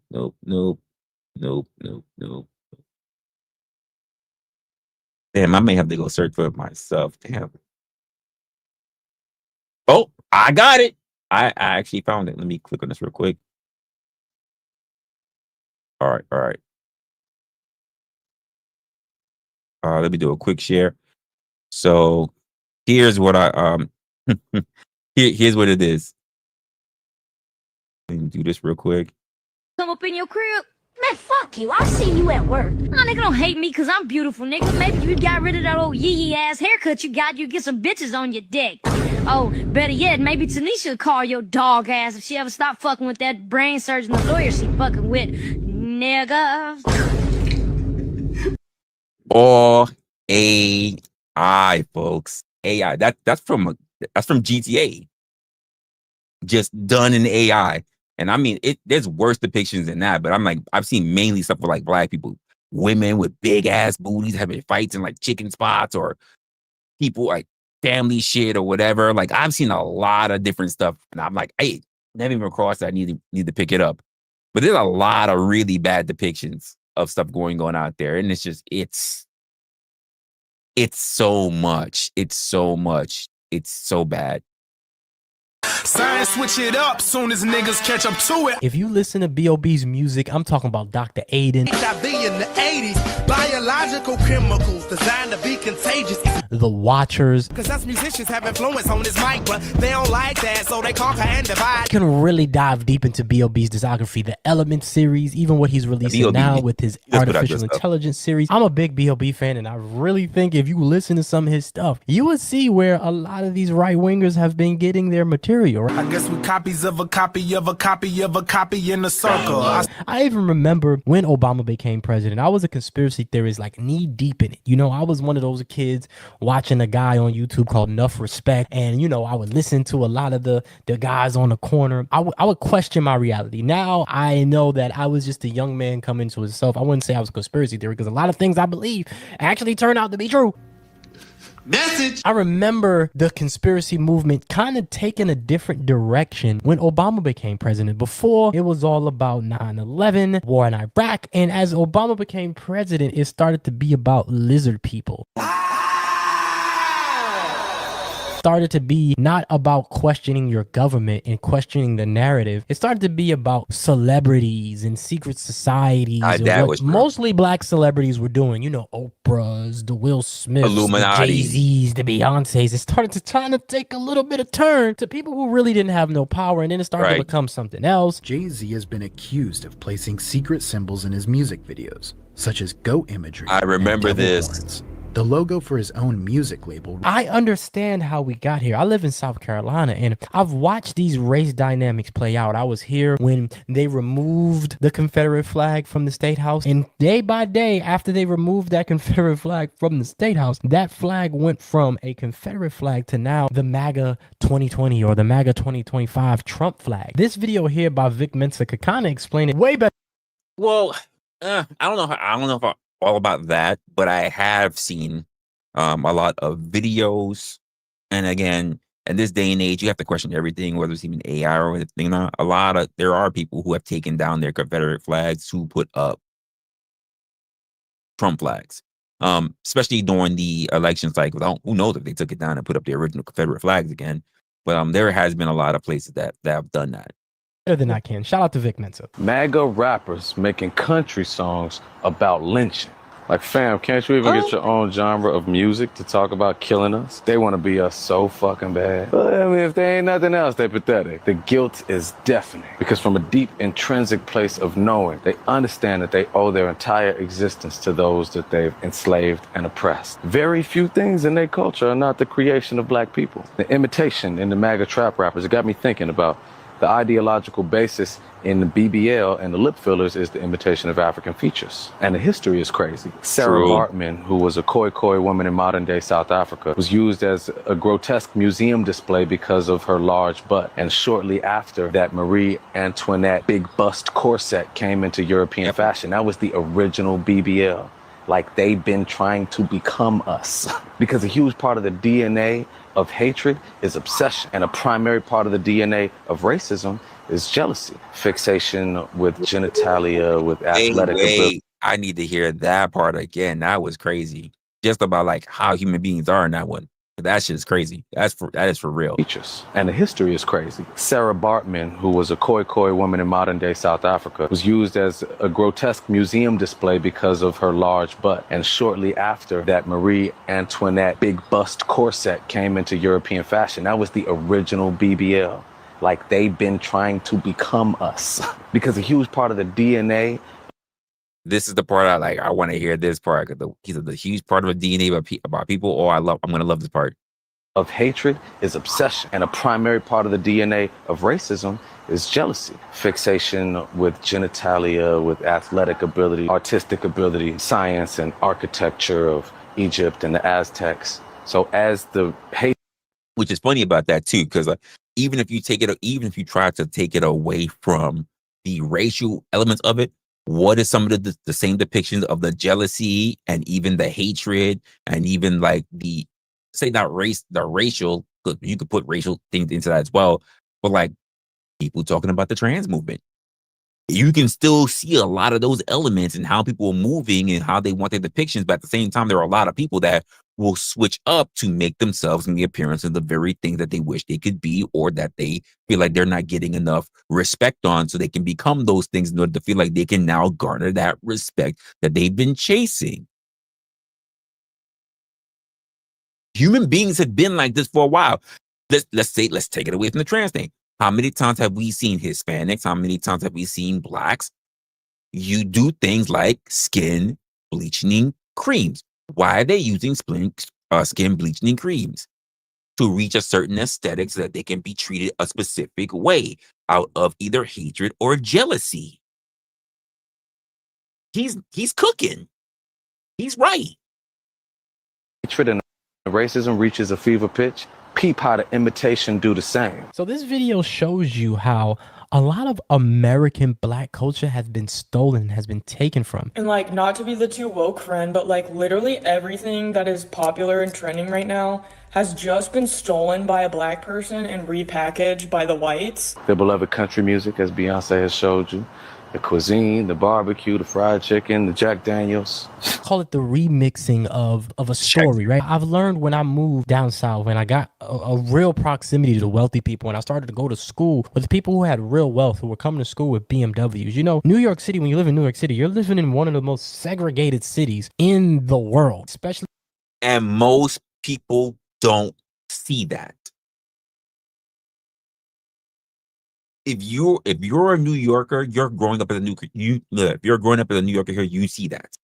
You notice that. You see it. And people don't really see it because there are so many people who live in New York who are not from New York. They're not born and raised here. There are people who come here later on. They don't see it. Yeah, Philly also, Jersey. Areas, there are some areas of Jersey that does it. Like, they don't see it. When you actually live in New York City, and I'm talking about New York City before gentrification, I gotta remember that my city is very different than what it was when I was growing up. It was a thing called white flight that a lot of people left the city. So I really didn't go to school with white people. I went to school in the South Bronx. I went to school in Harlem with a lot of black Jamaicans, Puerto Ricans, Dominicans. I didn't really go to school with white people, not even Italians, not even people that saw themselves as Italians, or not even people that saw themselves as Jewish. Those were in different areas. Now, of course, you got different parts of Brooklyn, Long Island, and Staten Island where a lot of those people live, but majority of people in the Harlems, in the ghetto, so to speak, they kind of removed themselves. So when I started going to school in South Carolina, I started to see white suburban America, and a lot of the times the wealthiest of kids that I went to school with, they had problems. They were doing drugs. They were trying to pretend they were something they really wasn't, and I started to really understand the psychosis of people who have it all. They kind of were looking, especially the young people, they were kind of looking for issues. And so I started to see the world in America very differently, and I started to really understand where a lot of the Eminem thing came from. When you really look at where Eminem came from, it came from this idea that white America, the real white America, was the ones on drugs. Well, I'm happy he said that. For the reason of this, and I say this, like, Eminem is not a bad rapper. Like, I have like Eminem, especially when he was coming up, right? But like, there were a lot of people that turn around and say, "Oh, we can't stand Eminem as a rapper because look, was the first thing they put on." Even my man in just early just said it when we talk about race. Like, basically, you cannot be a good rapper unless you are basically black. A lot of people had a problem with Eminem, not because of his actual lyricism, but also because of the fact that he was white, that he was killing it, that he had. You can look and see documentaries now on Eminem's history, on Eminem's career, of him ending careers of other people, ending other rap people's careers. You can see that. You can't just get that if you're trash as a rapper yourself. It's just not the way that works. But also, in the simple fact that they will say that there are some people, not even some people, that there are people can't really have that kind of mindset to be able to become the very things that other people want to pretend to be, because a lot of people don't pay attention to it. Like, rap culture, let's just put it that way, or the music that comes from rap culture is not something about just being black, but also it's about a mindset, not even also, it's a mindset of those who come up in a particular way, in a particular fashion, in a particular environment. Black people are not the only one that grow up in ghettos. White people do too. White people come from poverty too. It's not just black people. Even though black people, you can say from early on, started channeling it into their own music and such. It just so happens that white people are inspired by the way. They are inspired by it. So therefore, they want to also do the same thing. They also want to be a part of showcasing their own struggles. Just because you're white doesn't mean you don't go through struggles. Everybody is and I say this all the time. If I say this to you guys, it's a whole marathon of life. No one's gonna win the race until the planet is done and dusted, or the human race is extinguished. The marathon of life is gonna continue, and you can't determine where in the marathon you are born. You can't determine what time in the marathon. You can't determine how far ahead you are in the marathon, how far behind you are in the marathon. You have to make do with where you are in the marathon and try to either push forward in the marathon or fall behind in the marathon. But in overall, the decision is yours and yours alone. So there are absolutely people who are going to be in a position of poverty. Doesn't matter if you're black or it doesn't matter if you're black or white. I know MJ got mentioned earlier in that. But how do you actually want to use that information to actually push yourself forward? So I didn't see quote Eminem as copying people, because you could look at his history and say he actually went through a lot of the same shit. But even with all this, I'm still not figuring out the premise of mega rapper. I know I'm seeing, Chuck Berry, there's a lot. There's a lot. There are a lot of people and a lot of depictions and a lot of places where people were influenced and even inspired by other people who push music in different genres or whatever. But the idea that when people are like, this is our thing, I don't know. I thought music was for everybody. Rock and roll wasn't just for white people, because we can go through history. Rock and roll was mainly be cultivated by black people. Country music, black people as well, was already a big part of that. One of the most famous instruments being used, that were used so much by black people coming up before he even got into a lot of conventional music, was the banjo.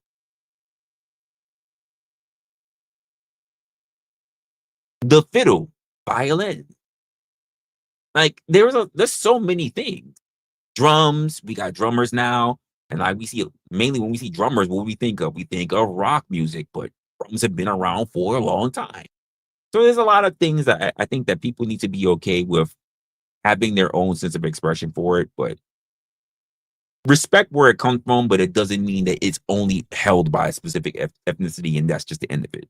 Blues, rock, metal, you got EDM. It's all everything is built off of something else that already was established. LA said it himself. LA said it himself, and it was to the whole thing about where we are, especially in, let's just say, urban cities, more urban cities. Put it that way. We do a good job at segregating ourselves, to the point where we even do it for other things. We do it for clothing. We do it for music. We do it for sports. And the truth of the matter is that these things were not meant to just only be a for you and not for us thing. And for some reason, the world is still trying to fight that, which is why when I'm hearing him talk about MAGA rappers, is he saying that they're trying to create music that's for them and not for anyone else? Or is it music that's trying to exclude? I'm trying to get down to that yet, because right now we've been watching this for a while, but I still haven't really gotten down to it. Ones having pew-pews in the schools and things like that. You listen to a lot of his music, and it didn't really make sense to me until I moved down south and I started to see, oh wow. Middle America, now it's a tragedy. Now it's so sad to see an upper class city. There's real white poverty here. You know what I'm saying? Where a lot of these Trump supporters come from are places that are forgotten about. The farmers, they're making less money because the big farm has came in, and the corporations have came in and found ways to, manipulate them. And blame Reagan. Blame Ronald Wilson Reagan. Because back in the day when I lived in New York, you would see it on television, them go to Minnesota, or them go to some hick town in the middle of nowhere. And you really wouldn't understand it until you actually came to a state like South Carolina, which used to be very rich with textiles, used to be very rich with farmland, was the wealthiest state back in slavery. And you start to understand the racial dynamics of real America more so than these major cities. If you ask me, all of America is very red. It's just that these major cities like in Ohio, like New York City, make these states that probably would be red. I mean, if you look at Connecticut was just in the news for basically they had to make and fake a bunch of tickets to show that they weren't just ticketing black people. Well, tens of thousands of fake traffic tickets. A shocking new probe reveals Connecticut state troopers allegedly created them to avoid claims of racial bias. New Jersey, Maine, Connecticut, Vermont, all these places that are blue, just like Oregon, that are thought to be very liberal, are very racist. So if it wasn't for New York City, if it wasn't for Cleveland or Cincinnati, a lot of these big blue states would actually be voting red. And so these guys like Tom McDonald and Forgiato Blow, they're doing what they tell rappers not to do. They always tell rappers, don't speak on politics. Which it's they said do. to not be beneficial to you, to where, you know, you'll lose a lot of endorsements, you'll lose a lot of this, you'll lose a lot of that. But it seems as though it's working for the Tom McDonald guys, working for the Forgiato Blue, who is going to these rallies, MAGA supporters out here, people who love God out here. going to these Trump rallies and making songs for Charlie Kirk and I am Charlie Kirk, I am Charlie Kirk, Charlie. making these anthems about lynching people. But if you do, bitch, we'll hang you in a fucking field. You hear even a Jason Aldean try that in Really a small now? town. America is starting to look at itself, right? Because racism, they always say we never punished the Confederates. It was like they got monuments. Like I drive on Robert Lee Road, right? There's roads where I'm at where they're named by Confederates. You know, I delivered to a place one time, a very nice place off a beach area. It's Confederate flags waving off the side of like a very popular like waterway. So if you're like on a boat, you can see it right there. You run into that a lot. You run into these signs that are very we gonna shoot you type of signs, right? Like gonna hang you nigga signs. That's what they really be saying. That's really low key. They be we gonna hang you nigga signs. That's what they be down here. I ain't gonna lie. If you a delivery driver, you know exactly what I'm talking about. If you ever delivered in the South, them signs be damn near we gonna hang you nigga. That's what they be. I fortunately live in an area where it's not as South Carolina as it could be. I live in an area that is more of a vacation area that is dominated by Northerners, carpetbaggers as they like to call, or a lot of Yankees as they would like to call them, have come down here and have made this little area their home. But you know, they're mostly people from New Jersey, New York, Connecticut, Ohio that are running from taxes. So they're not like overtly racist. They'll just make a private school and go to private school. You know what I mean? Like they don't really, you know what I mean? They don't really mix in with the people. So, you know, I fortunately live here, but I saw it a lot when I lived in Columbia, South Carolina, which, you know, you got West Columbia, which, you know, crazy. There was a place called Maurice Barbecue that as soon as you come into Columbia, they got a big Confederate flag in like their business, like that's like their thing. And you know, I worked for a couple of companies that were like, yeah, you know, you've been in some very uncomfortable situations. These people are speaking for people who feel as though they are now the victim. I don't care if I offend you. Whoa, there you go. All right. I knew I wasn't bugging. Yep, there you go. to see Ben Shapiro like that is crazy. I wasn't bugging. All right. I wasn't bugging. That's crazy. All right.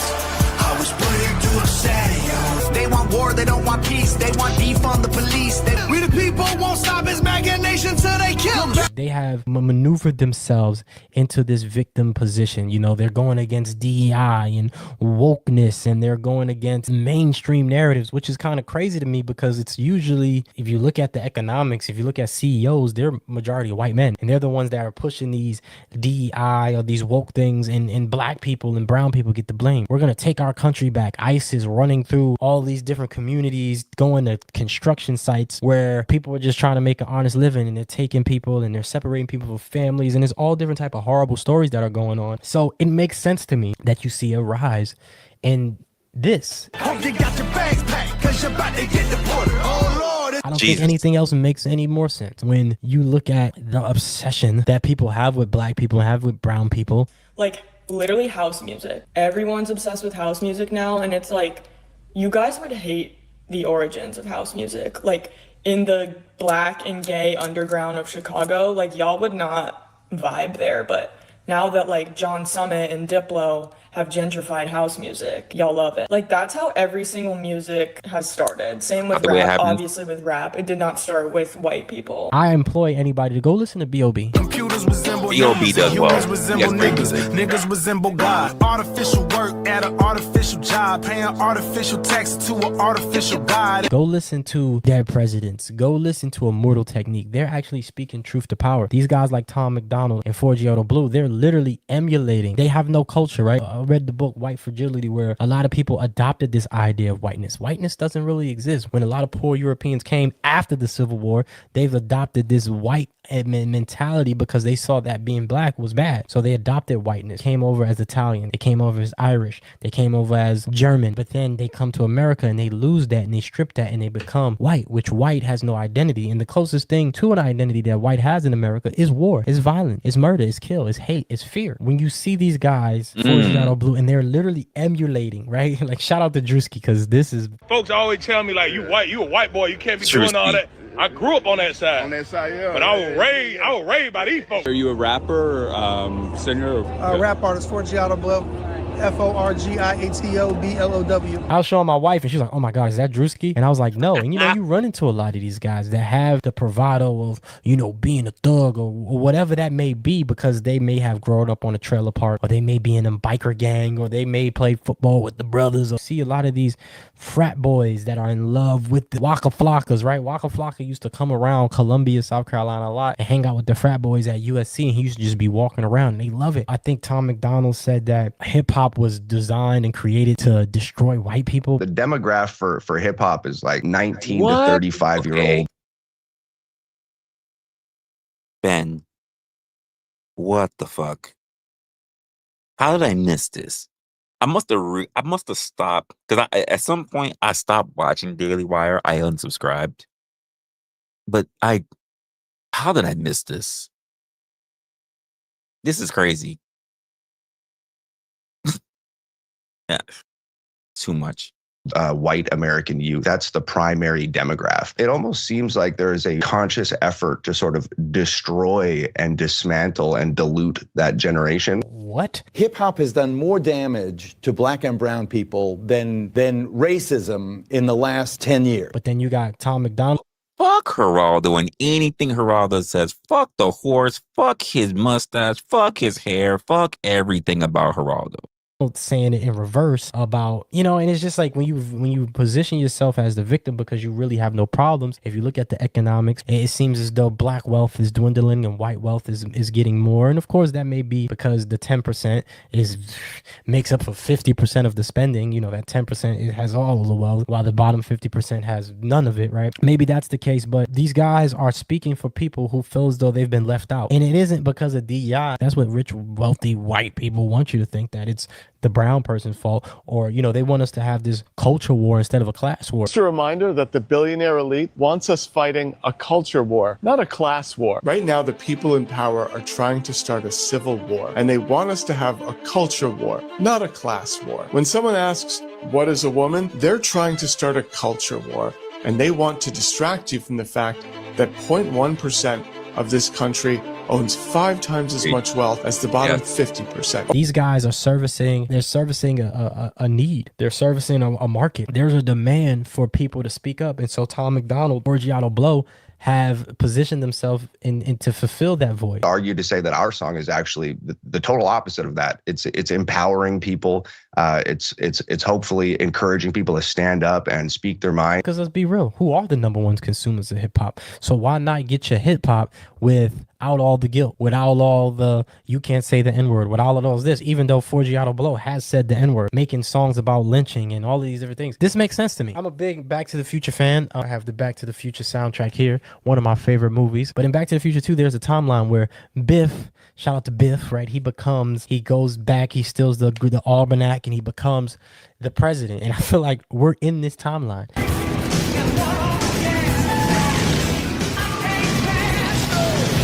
Learn how Biff parlayed that lucky winning streak into the vast empire called That's Biffco. crazy. Discover how in I forgot about 1979 Biff successfully lobbied to legalize gambling. What would that timeline look like when rap music is one of the most popular music genres? Most of the musical genres in America, if not all of them, gospel, rock, jazz, you name it, country, they all started from black people because they were about oppression. When you speak into the heavens, you're speaking for somebody to come save you due to the oppression that you're facing. And now that these people see that and feel as though that they're oppressed, this is what we get. Tripping, I guess God just spelled us different. Dog, the devil is a Democrat. I got patriot tears dripping on the dead home. We get MAGA raps, we get conservative raps, right? And as you see, even Young Thug lean into it. Drake kind of says stuff that feels very MAGA. He aligning himself with the Morgan Wallens, and he's aligning himself with the Aiden Rosses and these weird.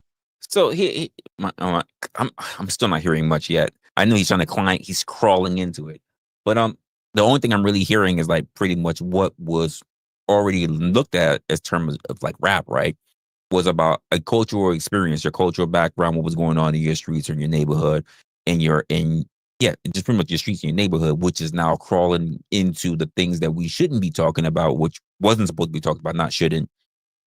How the rap game is now heavily pushed in the area of politics, the areas that it wasn't normally in before. Now, depending on who you talk to, religion has had some factor within rap. And I say that because as Black people, a lot of Black people happen to be Christians, right?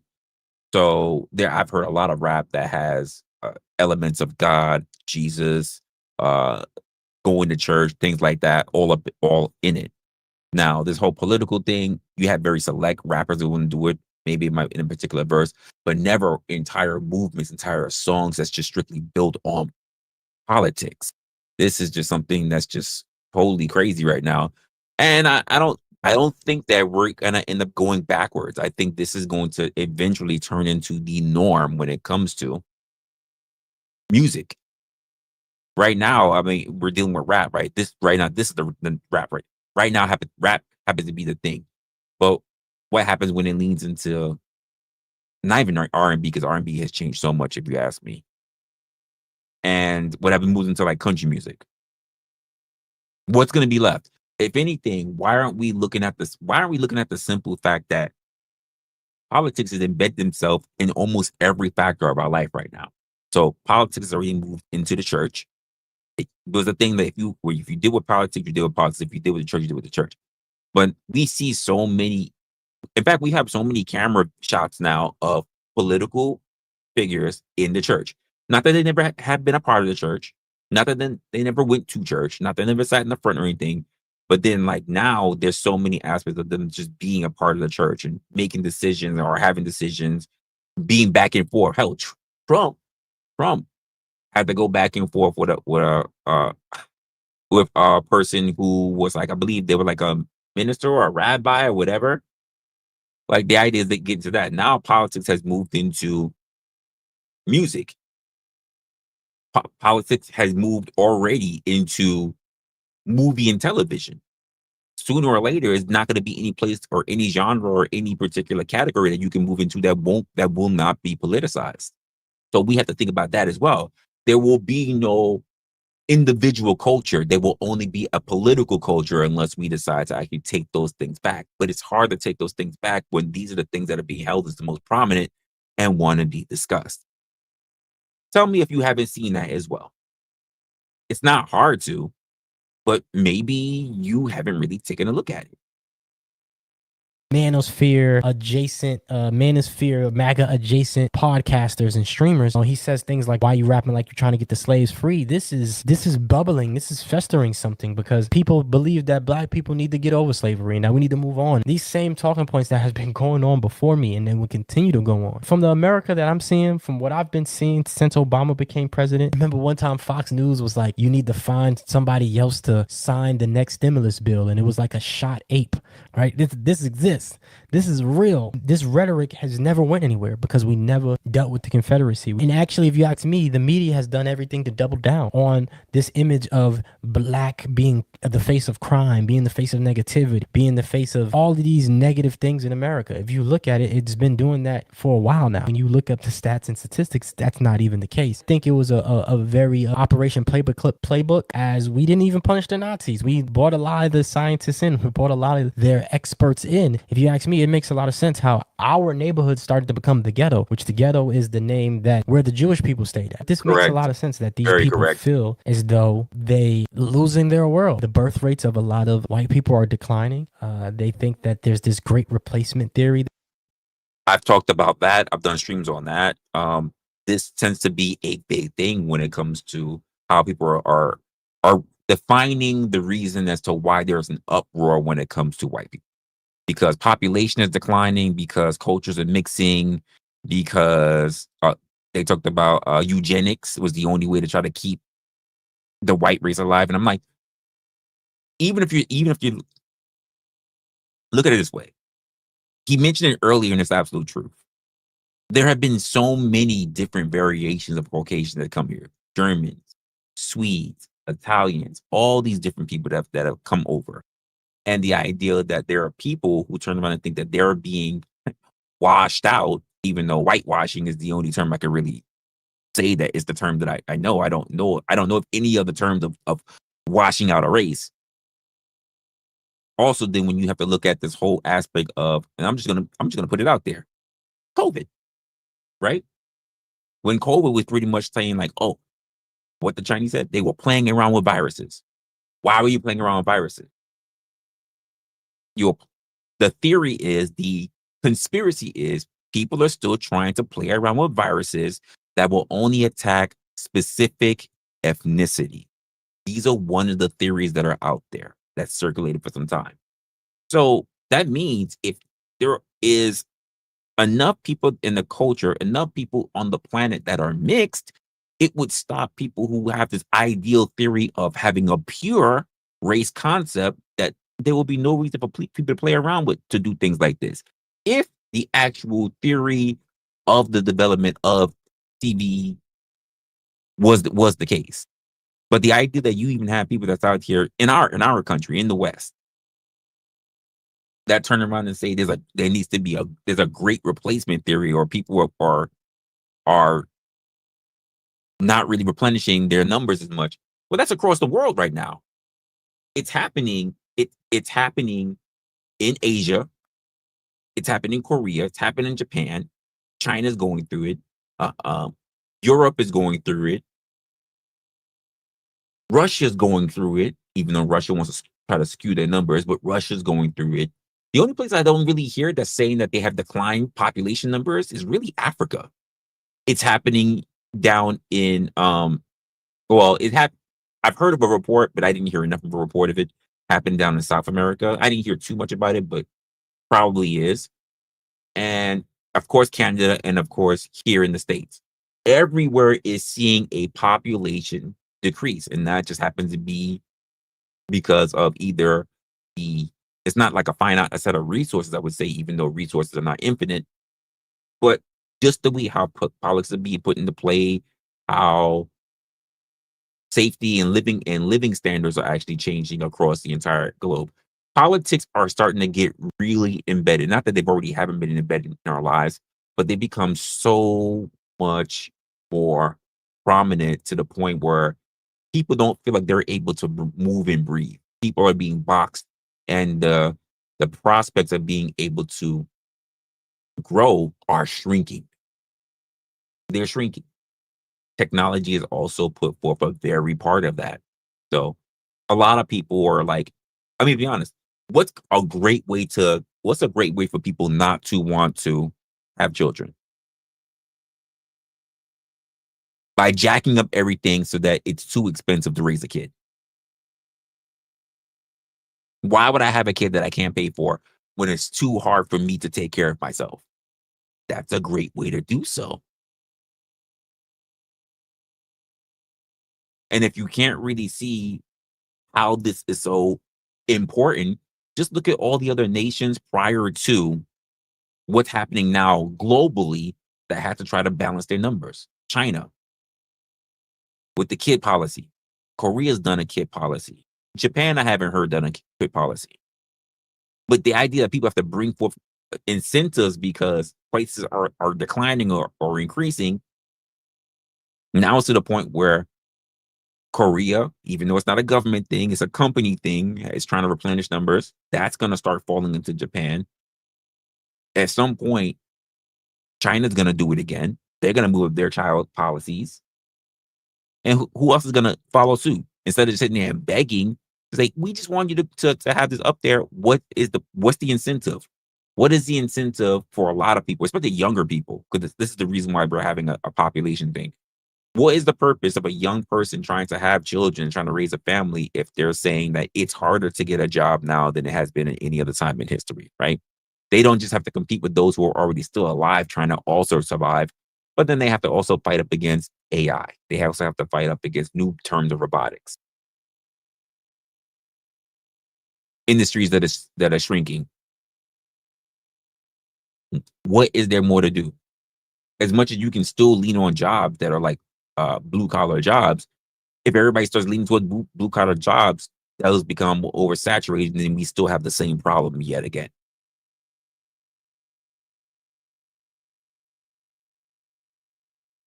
It's a problem that's a big one, but a lot of people don't even know how to sort it out because the idea of trying to tackle the problem is too small in this thinking to think about the scale of what's already happening. They're trying to catch up to the problem that's unfolding. They can't get ahead of it. That's the whole thing. No problem, Birds. Take care of yourself. That it's happening, they somehow believe that black folk got the power. And the reason why I mentioned the conspiracy thing is because some way, somehow, it was switched from the government and questioning the government and government officials to like Obama, Oprah, Will Smith, right? So these people believe for some reason that these like rap music and all the things that are pushed by, who owns the labels? Black folk don't own the labels. So they have this idea that all of these things are an attack on whiteness. So if you let these MAGA rappers tell it, the white males are the ones that are receiving prejudice, and the white males are the ones that are receiving racism on the other end of racism. If you let them tell it, there's a war on the woke mafia and the DEI, and all these things are attacking specifically white straight males or the nuclear family. I remember I had this coworker, and I'll leave you guys here. I'll be honest, but I'll be honest with you. It's not DEI. I'll be honest with you. It's not DEI. It's not affirmative action. It's not these things that attack straight white men. It's not. That attack was already happening. Nothing due to a lot of people in feminism. They were the ones that mainly tried to label as, you can't say nothing, you can't control me, and I'm mainly talking about white straight men. It was something that I heard so much, so often, so much propagated from feminism. From feminists across the board. Yes, it was an all male thing that you can say that a lot of people were getting hit from, and not all feminists were like this, because you have so many different ways of feminists or so many ideologies when it comes to feminists. But the prototypical person that wants to get taken down were straight white men. And then every other man kind of fell below that. But the people who were considered the final boss was a straight white man. So that wasn't really something that had to do with DEI or anything else. That really started from the simple fact of having to deal with people that just felt like they didn't want you being there anymore. That's something that's something that men, especially if you're a straight white man, you're a white man in general, you're going to have to figure out a way collectively to actually try to wrestle that back. But don't blame it on racism. You outnumber every other race here in this country. Not in the globe. In the globe, you're the minority. In this country, you're the majority. So there's no racism towards you. And yet, if you're saying that there's racism towards you, I don't understand it. Because you were getting hit way before anything that's happening today. Way before MAGA. You were getting hit. You were getting hit when Obama was still in office. Before Obama was in office, you were getting hit. This was years ago. He really tried to tell me he's experienced more racism than I have, because every time he got into a situation, right, the one example he gave me is he didn't have his ID, and he didn't have like his ID, or he forgot something to get on a boat, and it just so happened that the lady working on the boat was a black lady, and he felt as though that was racism, right? He kept running into these small instances where he wasn't prepared and he didn't have his right certification, but somehow because it was a black person in front of him that he experienced more racist. That he welcome. That's nothing new to anybody else. Welcome. Hispanics have gone through that. Black people have gone through that. Asians have gone through that. Welcome to the party. You're late, but you made it. Welcome to the party. That's not special. He actually experienced racism from black people. And so I'll leave you here so you can understand why black people can be prejudiced, but black people can't be racist. So this is the last thing I would say right here. One of the things that I do is I try to help people get a picture of what I mean by racism. So tell me how it is. The first category is white racism, then we'll deal with black racism. So white racism. Tell me the ways in which white racism adversely impacts the lives of black people. Just what are the ways that white racism can adversely impact the lives of black people as a group? What are some of those ways? Power, but how is that defined specifically? Education, okay. Economically, employment, housing, policing, healthcare, okay. Now, we could actually kind of grow that list. Now we're going to move over to black racism. Tell me the ways in which black racism adversely impacts the lives of white people as an entire group. The reason why you become silent, there's one that always comes up, and that's fear. White people are afraid of black people. They are afraid of us. And it's a very interesting thing because black people know it. We know white people are afraid, but you have to start getting into the psychology. What are you afraid of? Why are you afraid? But it's an interesting dynamic. Now, also you see the difference in what racism is, do you not? Racism implies you have not just prejudice, but the power to do something with that prejudice. Now, I don't like you, not only that, but I'm going to control whether you can get, I may say I hate you. I hate white people. I hate them. It's not going to change you getting that, loan when you go to the bank. I can hate you all the way to the bank. Not going to change. Do you see the difference? That whereas white racism says, not only do I not like you, but I'm going to change the impact of where you can live. I'm going to determine with that racism where your powers are. You following? And I'm talking about as a group, not an individual, because people said, I remember when my uncle didn't. I'm not talking about your uncle. I'm talking about the whole group. I'm not talking about an incident. That's the difference. And this is how history is rewritten. MAGA rappers have positioned I try to hold everybody across the board, right? First of all, she's cooking. She said a whole lot. Logically, I can't even fault it. It made a lot of sense. I can't fault her on it. And I've heard that kind of talk before, so I can't really fault anything that she's saying in it. But I just don't like the idea that, because when I hear like, oh, we can be prejudiced, but we can't be racist, that same sentiment doesn't also get held to other races that were also slaves at one point during this. Now, I'm not talking about who stayed slaves the longest. I'm not saying that. But I never hear that about like Chinese people. There were Chinese people who worked on railroads and they were in slavery and everything. There were some other Asian ethnicities that came through as well. If you want to say other different areas of the Asian diaspora, if you want to put it that way, who also were there, but you never hear like, well, Asians can be prejudiced, they can't be racist. You don't hear that. You don't hear that. Indians are prejudiced, they can't be racist. You never hear that. But when it comes to us blacks, then we can't be racist. But if you want to explain the power thing, I'm like, she's kind of cooking on that. But then I also have to look at it, or rather, I'm going to try to really deep dive more into it when it comes to other races too. And whether, because here's the key part, if she's going to mention power, because power is a very big thing as well. If those other races have the power to influence and affect other ethnicities' lives. So I'm really going to have to remember and try to dive into thought when it comes to that to figure out whether the stance is held true. That is it just specifically black people, or are there other examples of other races that can also experience the parameters of being prejudiced but not racist? That's gonna probably take me a good day of drinking just to really sit there and mull that out. I think I really have to sit there and do that by myself, because I think me trying to have that conversation with somebody else will just become diluted in a big argument about things that just not really wanting to agree on perspectives rather than just really fishing things out.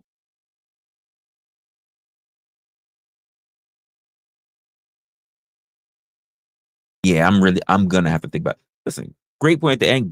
Good video. There were a lot of context that was brought in from a lot of different stuff. But at the same time, I can say right now, I'm really still stuck on the fact that I really don't know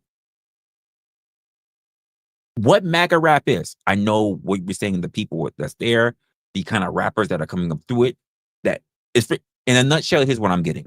MAGA rap is political. It is political rap held by, as you put, white angry men who don't want to lose their country. Even though when the very rappers we're talking about, right, weren't really talking about like taking their country back. They weren't even talking about anger.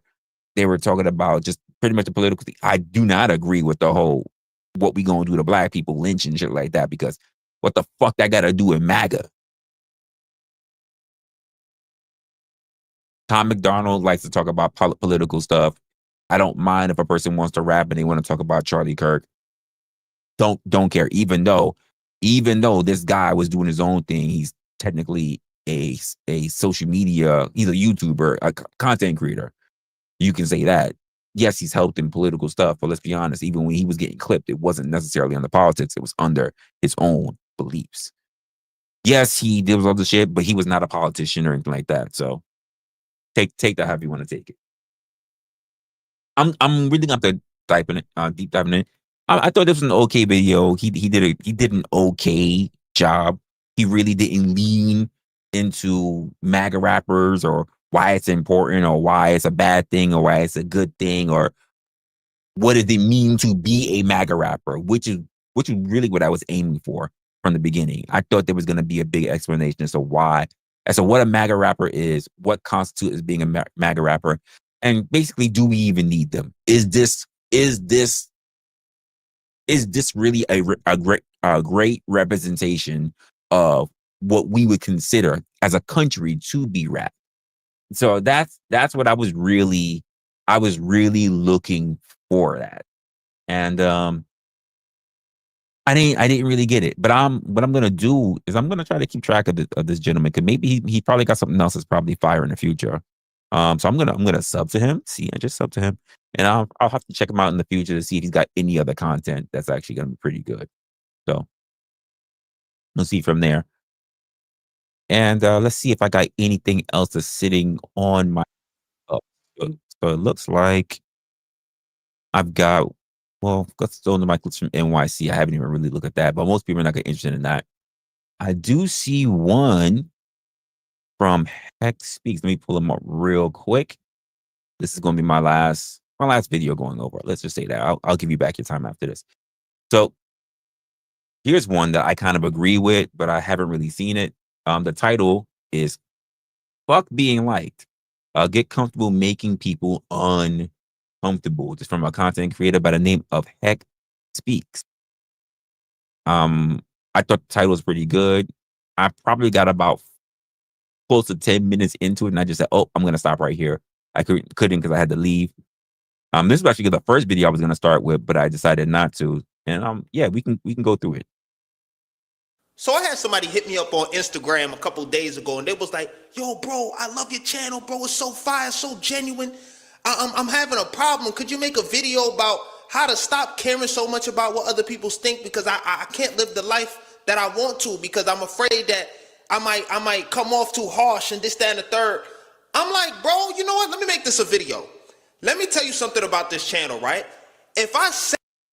So the funny part about this, I'm already cut it so soon. I think a lot of people need to really start being comfortable with themselves so they can stop worrying so much about what other people think. You're always gonna think or may have to consider what other people might be thinking. And this is why I say, even when I'm talking to people, like in a panel or so, one thing I like to say is, hey, I might be having a conversation with you, but I'm always trying to be cognizant of the chat, of the person that's listening to the message. Because it may not even be a person that's live. It may be a person who's rewatching the video. Maybe it's something I get clipped up and they don't really understand the context of what we're really talking about. So try to be very careful that when you're talking to me, because you don't know what the audience is thinking. This is why I say about parents, right? Parents with their children. When you guys are having a conversation, try to have a constructive one, because your children that are around you are watching you and they're learning from you, and they're going to emulate how you not only construct things, but also what your conclusions are. You have to really think about that. Now, I've had conversations with people about like, fuck being humble, but I've also had to give very context as to what does humbleness mean to the individual, and what are some instances that you should consider just not being humble. But he says being like, so I'm trying to figure out where he's gonna go with that. Sat here and gave a fuck about what people thought, this channel would not exist. Word to bro, right?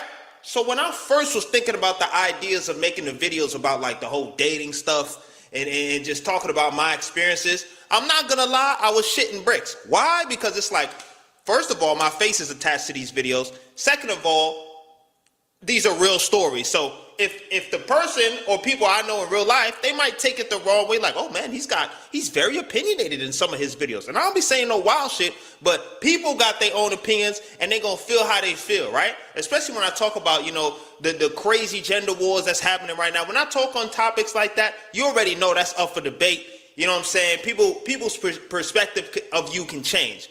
But I'm just like, bro, like, if people's gonna stop fucking with you because you have an opinion about something, they don't need to be your friend.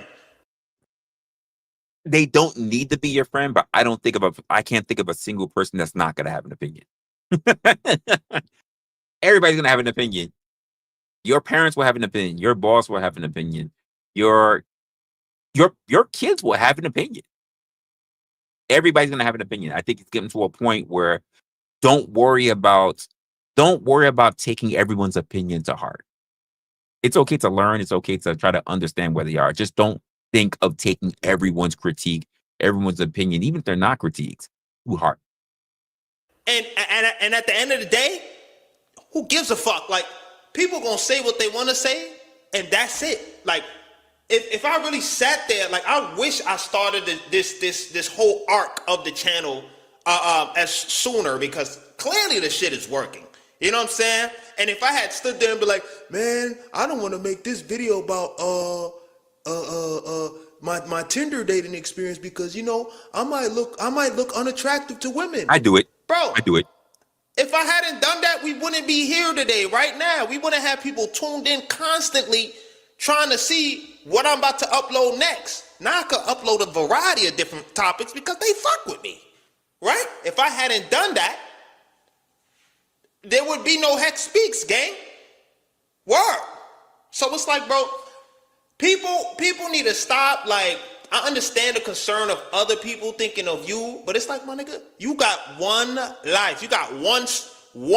You don't got. I say this all the time. At some point, you need to graduate beyond other people, because the most important person is you. The most important person who's going to be dealing with a lot of different things, a lot of different ideas, a lot of perspectives, a lot of things. There are plenty of times that you can't look at other people to even challenge you. You must challenge yourself. The most important person is you. You have one life, not a dress rehearsal. You don't get a do-over. There's no control, undo. Like, there's nothing. Fuck it up fast, learn from it, do better next time. That's all there is. There are people that, this is why I say to people, you're gonna run across people. You're gonna run across people and you're gonna do things that seem fucked up. And it may not even be intentional. You may not even have seen it that way. And you can even say the words, I'm sorry, or they do something for you, do something to you, and they say the words, I'm sorry. That's nice and all, but I don't want your sorries. What I just want to see is results. Not a judgment thing. I would rather know that you did this. Damn, I did that. All right. I'm not going to do that next time. Hey, I noticed that I did this. I'm not going to do that next time because I saw that how I came off. It's just whatever. Rather than, I'm sorry, and then you do that shit. You do that dumb shit again. You know, you just did that before, right? Oh, you're right. You didn't learn shit because you think the apology absolves you. But if you've already learned to be at a particular point where you're like, I'm gonna be a point, but not really even worry about what others were thinking about me. But if you see what's going on, let them know, hey, this is what I did. I don't even know if it bothered you.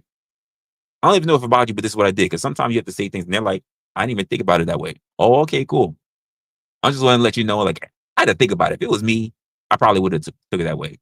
But rather, too many times, what we do is that we think that having the mindset of not being liked means that it gives you free range to be an asshole. That's not what it means. What's good, Gabe? What's going on, man? It gives you right to be an asshole. That's not what it means. What it means is that when you stop caring about being liked, you stop limiting your potential of other people's expectations, false expectations of you, because you don't even know what they're thinking. And you limit yourself based on what you think they want from you. think they perceive of you. Not even what they perceive of you. You don't even know. This is why they even say the whole thing of it is better to ask for forgiveness than it is to ask for permission. Let me do it. It's fucked up.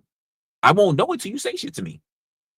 I won't know shit until you say something to me. And if I see it reflecting in hindsight, if I do some introspection and I'm like, damn, that didn't work out. Yeah, actually, I just thought about what I did. Like, damn, I wonder if they're all right. Because if it was me in their position, I'd be fucked up. Let me now take self-accountability and say, yo, that time when I did da, my bad. I didn't even mean to do that. I was moving in the moment. And they might be like, yeah, when you did that was fucked up.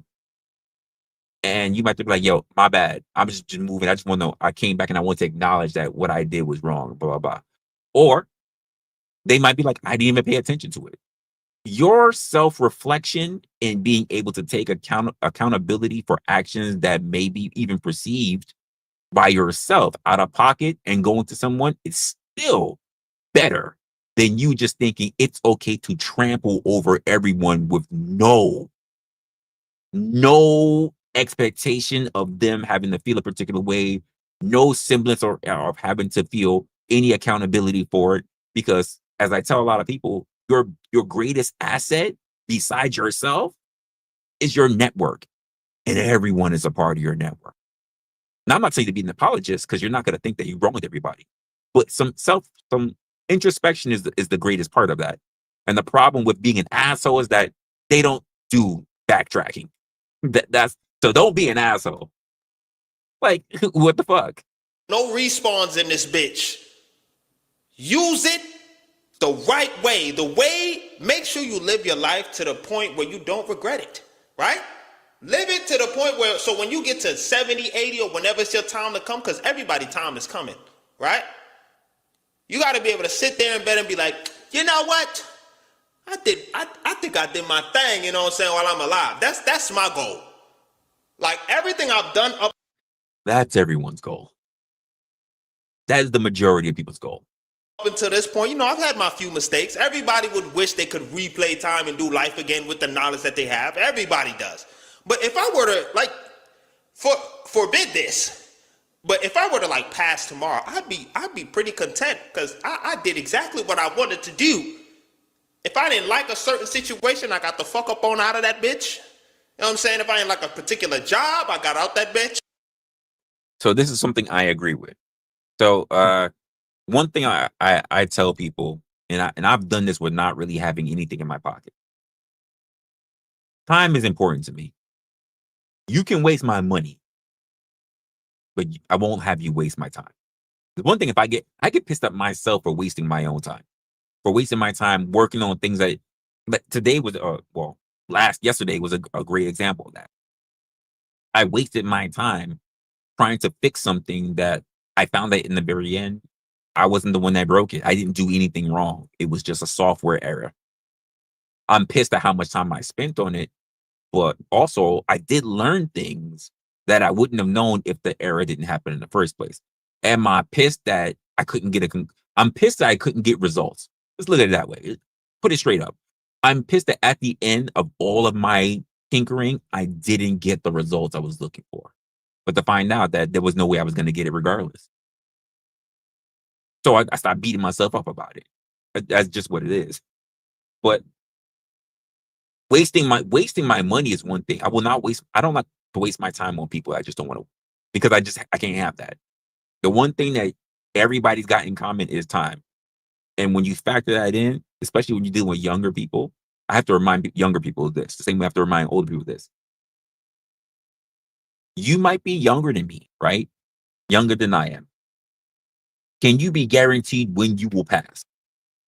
If the answer is no, don't fuck with me when it comes to who's old and who's young. Because I can tell you, I outlived a lot of people who are younger than me. You can go look at their gravestones. And I have already outlived one of my parents. Like, you don't know what you don't know. So be grateful and have gratitude for the time that you have.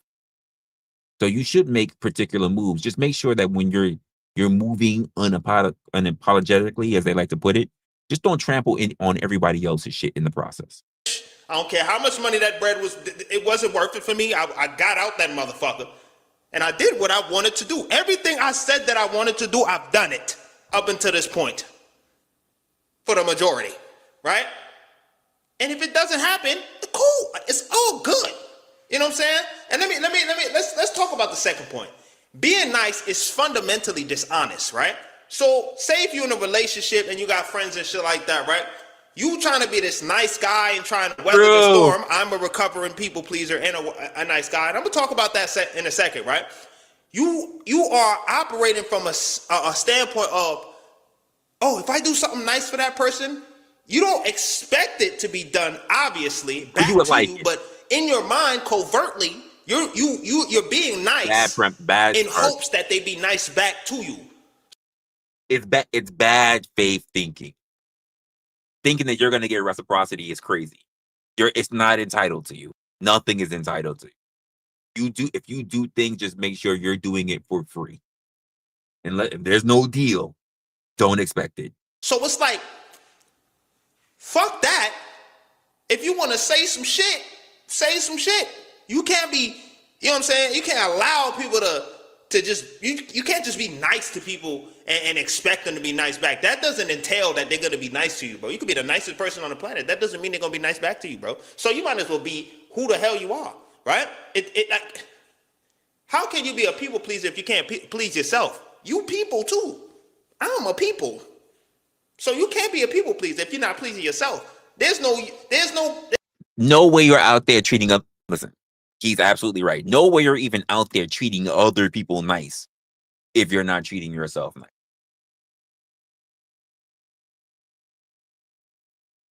I say this to even people who want to be in relationships. Like, yo, don't even bother trying to be out there trying to love somebody else if you don't love yourself. If you don't love yourself first. I love me. I love me. I love me more than I gotta keep my position up. I love me more than anyone else.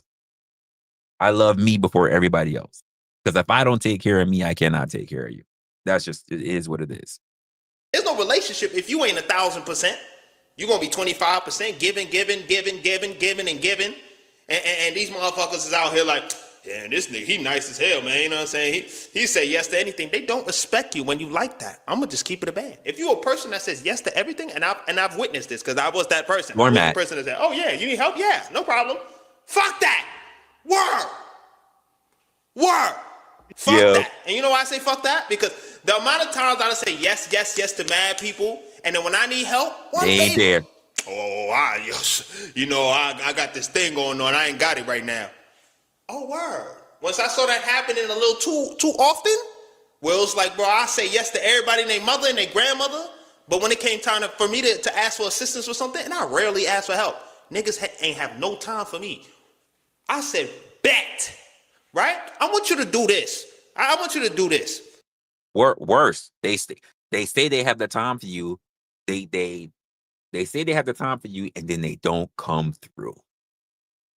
Oh, I need you to just drop this off for me. Hey, it's gonna be the last time. Hey, they close at this time. It needs to be dropped off today. Maybe it's a package. Maybe you're at work. Hey, I need this report done by this time. Oh, I'll do it for you. Now you've done so many things. I'll do it for you. And then they don't come through. They had the whole 8 hours or 10 hours, or how long they've been at work, and they're, oh, I forgot. I would have, but this came up. But disappointment. So all those times I helped you out, no problem. Blah blah blah blah. The one time I'm like, damn, I really need some help. And you're like, I'll do it. They volunteer. This is the people I'm talking about. Not the people like you asked them for something. They even volunteered and they still didn't come through on their volunteer. Got to be careful for people. Just, it sucks. It sucks. But a lot of people are like this. A lot of people. For 1 week, just be the person you want to be in your mind. I'm not saying be a jackass, right? Give it a shot. But be the opposite of what you typically are. Happy he said that. You don't got to be an asshole, but just be the person that takes care of your shit first. Be the person who does your shit first before anyone else. Oh, we need to eat first. Eat first. Pay yourself first. Do everything you have to do first. Just try it for a week and see how it turns out. You know what I'm saying? So if you're a super nice person and you're like, keep everything all gleamy and nice and shit like that. Be that asshole in the anime, right? When I say asshole, I mean be like Vegeta. Be kind, right? There's a difference between being nice and being kind. Being nice is a person that's like a carpet. You just roll out and just people just going like this. They ain't saying thank you for rolling yourself out, nothing. You getting used and abused. Pause. Right in the booty hole. You know what I'm saying? A kind person, pause and then say that. if they see you do something that they don't like, they're not just gonna brush it off. They're gonna be like, hey, Brody, why'd you do that? I don't like when you do that. Please don't do that again. You do it again, you're done. Word. Right? Because if you don't have no boundaries, you treating people how to treat you, right? It's like dogs. You know what I'm saying? You see dog piss on the floor, you just got a new dog, he pissing on the floor and shit, and then you don't do nothing to reprimand that action, he gonna keep pissing on the floor, right? But if you reprimand that action, he gonna know if he piss on the floor again, that ass is mine. Word. Right? So we gotta come back. We gotta come back, right? We gotta come back and start realizing that, like, people need consequences too. And I hate to say it like this because I was one of the motherfuckers that was like, everything is sweet. Everyone has common sense. No, the fuck they don't. No, the fuck they don't. Clearly, if they did something that disrespected your... This is what I'm saying. Not everybody's the same way how you'll find people that will turn around and disregard you. Is the same way how you have other people that put forth their shit first and then they say, oh, I didn't have time for your shit. I said I would do your shit, but I didn't have enough time for your shit, so therefore it just didn't get done. We all right? Well, no, we're not okay. But at the same time, I'm not going to sit there and be like, this was an important thing. I'm not going to give you an important task because I should have been taking care of my shit. Because at the end of the day, my task is not important to you. You're going to do all your shit first. I know my shit's on the back burner. So I just need to take care of important shit. So therefore, if I do give you something, if it doesn't get done, I'm like, it wasn't that serious. I can get it done myself anyway. I'm good. It ain't that serious. It's just, you know what? That's right. I can do whatever I got to do the next day or in an hour or whatever the time it is. You cannot leave critical shit up to other people. That is your responsibility. Your boundaries, they don't know it exists, right? That's why there's certain people that will get upset at you when you have boundaries, especially if you're a person that haven't had boundaries in a long time and you're not, and you've been friends with this person for a long time. They see you getting some new boundaries. They're like, oh, you switching up on me, gang. No, nigga, you just can't benefit off of the fact that I have boundaries now. So now it's making it, the dynamic is shifting. It's either you fuck with it or you don't. Word to bro. Right? I realize something. The more I speak up, the less friends I have. And it's a good thing, right? I used to want to have like a big group of friends and shit. No beef with nobody. I want everything to be smooth. But that's a form of control too. You gotta let that shit go. Imagine you could just be what the fuck you want to be. It is so freeing. I'm telling y'all motherfuckers, it's the most freeing experience in the world. When you could just say what the fuck is on your mind. Right? I'm not saying go out here and just flip the middle finger at everybody. Don't do that. Don't do that. But I'm saying the more yeses you give to everybody, the less they gonna value you. And the more you're saying no to yourself. You get what I'm saying? There you go. The more you say yes to shit, the more you say no to yourself. So make sure whatever you do is a hell yeah instead of a no. You know what I'm saying? Not even that. Make sure it's a hell yeah and not just like a yeah. Make sure it's something you absolutely want to do, because at the end of the day, it's taken away from what you want to do for yourself, right? Like real shit, it's gonna be the most. He went around back and forth, but at the end of the day, he caught it. He came back around. He got it. He was going in different areas. He was kind of trying to like build his way there, but he got it. He's got it now. Comfortable feeling that you ever have to experience, especially if you're anything like me, right? Who's used to be a yes. Even now, to this day, I'm not gonna lie, it'd be hard for me to be like, nah, I'm good on that. Like recently, I had to, you know what I'm saying, turn down a performance, a gig, because I had to lock in with something else, but I felt guilty for being like, hey, I can't do the show because I'm so used to saying yes to everything, right? The money was good, but it's like long term, it's not really gonna do me justice, and it's not aligned with what I want to do. So I was just like, damn, I really had to stare at my phone at 3 in the morning, and I said, let me sleep on it, because I was gonna say yes in that moment.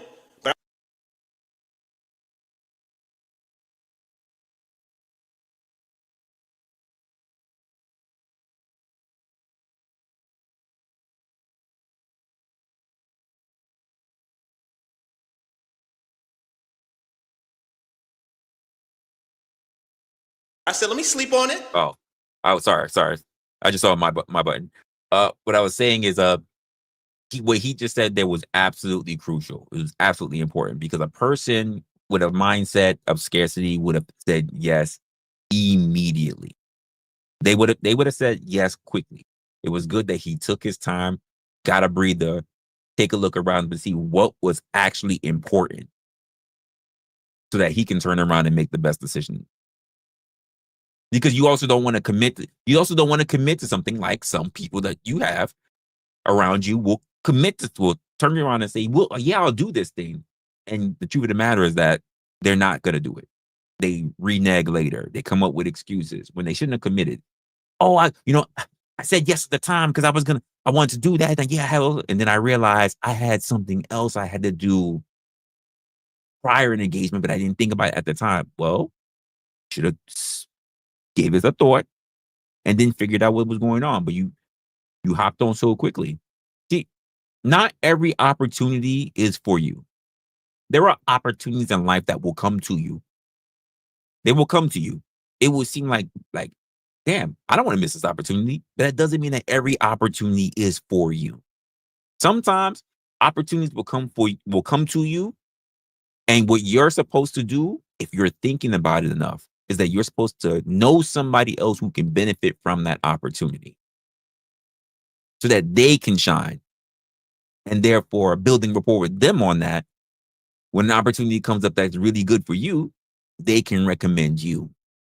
That's the way that's supposed to work. So not every opportunity is for you. It's okay to be an opportunist. Not gonna tell you that. But sometimes you have to be opportunistic in understanding who the opportunity is always good for. It's not always good for you. Sometimes it's for the people that you know that can benefit from it. And by those people elevating can also be people strong around you. Right? Woke up in the morning and I said, hey, I appreciate the opportunity, but I'm going to have to decline. I have some other things that I'm focusing on right now that I can't really give my full attention to this particular opportunity right now. I'm so thankful for this opportunity, but I'm going to have to pass. She said, okay. Right? A lot of the times in our mind, when we are afraid to say no to somebody, we're afraid of the consequence. Like somebody's gonna fucking blow up on us, or you're gonna die. You're not gonna die. The worst situation that you think is gonna paint in your mind, it's not gonna happen. You know what I'm saying? And the reason why you have that, right? Or I have that, let me just speak from my experience, is because, maybe in the past, whenever you try to stand up or be yourself, or you know what I'm saying, address your needs and concerns, you were met with some bullshit, right?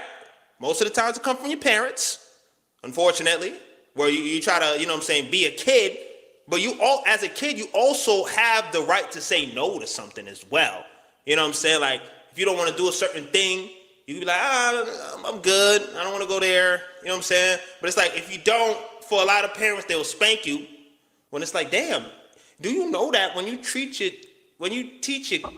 spank the kid, when they say no, you teaching them to be obedient and have no spine when they older, right?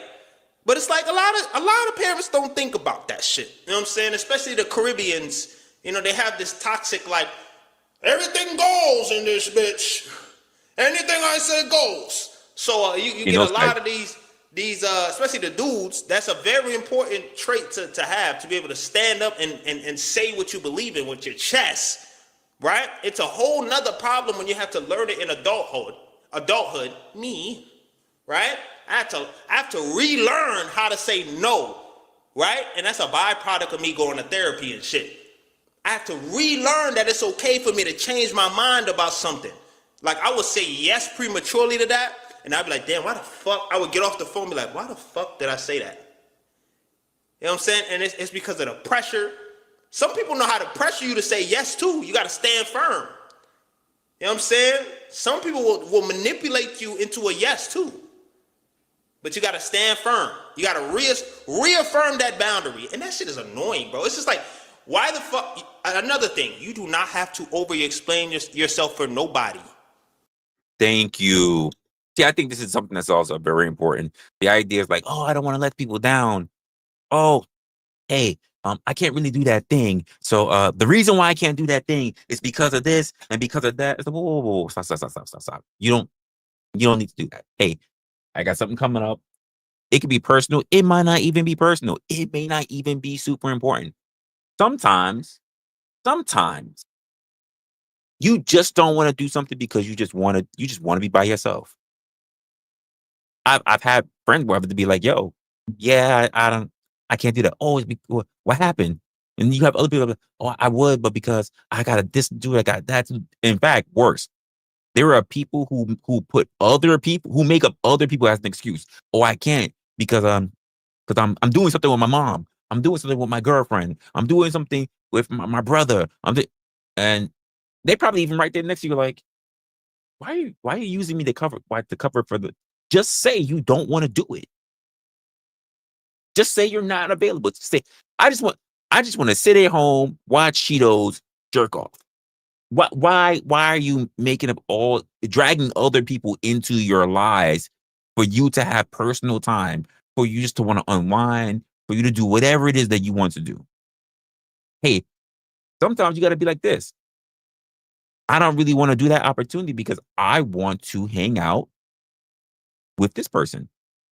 Sometimes you have to do that with your friends. Hey, I don't really have time to hang out with you today because I already said I would hang out with this person over here and I really haven't spent no time with them. Just be honest. Just do that. If you say no, they do not need a fucking reason. Word. That I had to learn too. I used to do this thing where I'd be like, no, because no. That's it. No was a good answer. That's it. Walk the fuck away. I'm telling you, bro, once you learn that shit, a whole new world is gonna open up for you. You're gonna stop getting in terrible relationships because you just want to be comfortable in shit. You want to spare the other person's feelings. You know what I'm saying? You're gonna start getting the opportunities that you want because you leave space for other opportunities to come into your life. Because if you're saying yes to everything, you got no space. No space. You only got so many yeses. You got to treat them like a superpower. You know what I'm saying? So don't be out here saying yes to everything. I'm not saying say no to everything either. You got to have a balance. Now, if you wanted to take karate class and you saying no because you being a pussy, it's different. I'm like, bro, come on. You say you wanted to, go to that karate class. Go to that damn karate class. Stop being you know what I'm saying? Stop being a wuss. Why? But if you're saying no because it's not something you believe in. Yeah. There's a difference between saying, I get what you're saying. There's a difference between saying no to things that are just like, they're not important, but you have other things that you find as a priority versus saying no to things that you know is a priority, that you know you need to do. And I struggle with this. I think most people struggle with this. Especially if we're saying like what he said, do karate, right? Or going to the gym, something like that. It's a lot. And sometimes you have to be able to be like, I still got to go do it. But this is a matter of just taking things to affirm for yourself. This is a thing about discipline. But the fact that he's going that far and saying that you take care of yourself first, that's actually a good starting point to learning discipline. It's a great part. Don't do it. Oh, yo, I think you should talk to that shorty, you know what I'm saying? And you looking at her, she's not really your type. And your friend is like, yeah, you know what I'm saying? You've been talking about, and you're like, nah, that's not really me, I'm good. Or let me scratch that example. Your friend invites you to a bar and you don't drink, right? And you the nice guy, right? You come to the bar and shit. He's like, yo, bro, you gonna get us some drinks? In your mind, you're like, I don't drink. Why the fuck? Or you're someone who converted to not being a drinker. You want to stop drinking alcohol, right? The people pleaser is gonna be like, yes, say yes to keep it smooth, right? Because you want to avoid the next question that comes up. Why you not drinking? You're making it weird, right? Say no, right? Say no, because if you say yes, when the night is over, you're gonna be upset with yourself. I'm telling you, it's not worth it, right? Now you got to start all over. I mean, sometimes you could just go to engagements. If you don't want to be drinking, just let them know. Like, hey, I would love to go to engagement. I'd like to see all the people that's there. I would like to blah, blah, blah. Because sometimes it's a networking thing. Like, if it's a networking thing. Or sometimes part of just networking is just the fact that you want to keep your friends. You just always want to make sure you keep a good relationship with your friends. But it just means, hey, I'm going to go with you guys. I can chill with you guys and everything, but I'm not going to drink. If these people really rock with you, if they're really close associates or close friends of yours, they want your time. They want your energy. If they just need a drinking partner, then they're not really there for you. They don't really want you. So, yeah, fuck that. You got to start all over. So train yourself to be able to say no, so that when you walk in these rooms, when it really matters to say no and you don't get yourself in a sticky situation, or if you're having a confrontation with somebody or a disagreement, you're not getting cornered, you know what I'm saying, into a situation that's not ideal for you, right? Nice guys do finish last. I'm going to keep it a band. Let me tell you why. So if you're dealing with a shorty, right, you want to be this fucking nice guy, right? Here we go. I've learned this too. Some of y'all motherfuckers, I'm speaking from experience as well. Some motherfuckers will miss the opportunity to get laid because they too nice. They want to be all noble and shit, right? They want to be like, oh yeah. A girl could literally be sitting in bed with you, half naked, right? And you over there like, she's like, so what you want to do? And you're like, oh, we can just watch TV. Shorty's right there, half naked, nigga. What are you doing, bro? Oh, we could just watch TV, bro. And then she's like, okay. She scoots in a little closer. You missing all the fucking signs. You see it, but you see it, but you trying to be noble. You know what I'm saying? This is when the shit works against you, right? And this is the problem that some of the attractive dudes that be having problems, right? You know what I'm saying? Because they'll be like, I could tell you why you haven't, you know what I'm saying, you ain't getting laid, right? If you're an attractive, if you get girls and you didn't get laid yet and you're still a virgin, there's a reason why, right? Unless you saving your you know what I'm saying, your wood for the one, that's a whole nother problem. People are gonna miss signs. They're gonna miss signs. But also we also gotta pick up something else that also getting set up. There are some times you catch signs and you have to be a little bit more discerning about that, because there are people that try to set you up. The initial sign may not be the best optimal signs. Sometimes you have to have other things in your mind to make sure that the sign that you're actually getting are genuine. And unfortunately, that's just the world that we live in today. Now, I'm not talking about that, right? So boom, she's scooting in closer and shit, right? Close, real close, like close, right? And you over here scooting back and shit. And then she's like, what's wrong? No, I'm just trying to be respectful, you know what I'm saying? That you put your arm around, you like this. You don't even put your arm around, you put your hands like this. And she over here trying to lay on your shoulder and shit. You over here like this, you know what I mean? Being all scary, you know what I'm saying? And then she's like, you know what? This was nice, I appreciate the date, but I'm gonna go home now. Puts her clothes back off, does the walk of shame out the door. You fucked up.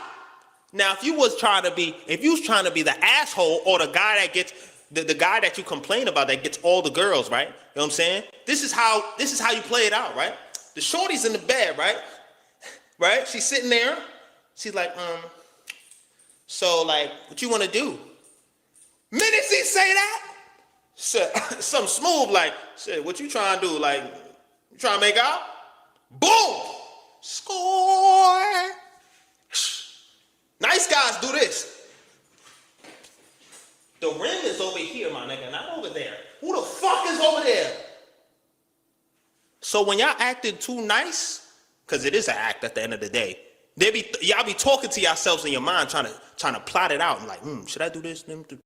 You be talking yourselves out of it. You be doing too much thinking. Nice guys are smart as fuck. I'm telling you, intelligent as shit. Too smart for their own good. Right? I'm saying that because I used to be one, right? They smart as shit. They know what the fuck they doing. Keep everything smooth. Everything is, they're very good at managing situations. Very good, right? Keep everything peaceful. Keep everything good. Keep that stuff. But it's like, bro, when can you just, that shit is, the amount of situations you have to manage is annoying. It's a lot. Let that shit go. From this day on, after you watch this fucking video, I don't want to hear nobody being like, oh, bro, I don't know what to post on the internet because I don't want somebody to see. I don't give a fuck. Because that one video could be the one that take you up. Word of bro. You can't even get to the videos that people will actually take a look at until you at least post that first video. You'll never get to the point where people will see your shit until you get to that one video. Trust me, like anybody who's posted a video understands this. Post. Every time. It's literally every time, bro. Every time I said, nah, I don't want to do that. I'm afraid it's going to look a little crazy. The video that I think is going to look crazy is the one that do well. Yep. Because it's your most authentic self, all your flaws, all your fuck ups, all your stuttering, all the stuff that makes you look human. And the one that gets me a whole bunch of subscribers. Why is that? You know why? Everybody trying to play it safe too. You got to be that motherfucker that don't play it safe. That's going to give you that edge. That's what, if we're talking about life in general, girls like that shit. You like it when you watch anime. You like the dude, the badass in the anime, in the movies. The dude with the edge is the most like, oh shit, wow, oh my God. You know what I'm saying? So I'm not saying go out here and be an asshole. I'm not trying to, I said that earlier. I'm just saying be a stand-up guy that actually has a pair of balls. For the shorties too, have a vajayjay. You know what I'm saying? Don't allow these people to walk all over you, man. Be a guy who actually cares about himself. That's what he's basically saying. Be a person who gives a shit about themselves. Be a person that doesn't want other people to take advantage of them. Be that person. That's all. If somebody's pushing up on you the wrong way, be like, yo, what's good with you? You know what I'm saying? If you're white, be like, ma'am, I don't appreciate that. Please tone it down or you'll get smacked. If you're white? You know what I'm saying? Something like that. I don't know what the fuck y'all be saying, but you know what I'm saying? Not every conflict is going to end with hand-to-hand combat. You know what I'm saying? Don't be afraid to have enemies. That's good. Haters are good. You know what I'm saying? I should get in the gym. Hold on. Hem. You know what I'm saying? Shit. But it's like, bro, if I want y'all to leave with anything, bro, this is just for the guy that asked me in the DM, yo, how do I stop being allowing people to push me over and just live my life the way that I want to, bro? You got one life. If it really comes down to anything, you got one life. I don't want you to be, when it's your time to come, you was like, damn, I didn't do that because I thought people was gonna think that about me. Bro, does it really matter? Real shit? You could run outside butt naked, right? They're gonna look at you for like 5 seconds and be like, yeah, he bugging. If you go to New York, crazy shit happens on a day-to-day basis, very frequently. And people just be so concerned about how they're gonna make their next dollar because they trying to survive themselves.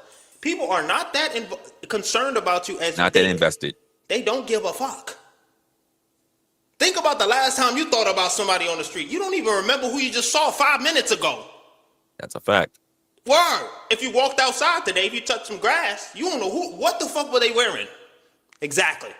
So wear that outfit, right? Do that crazy ass idea.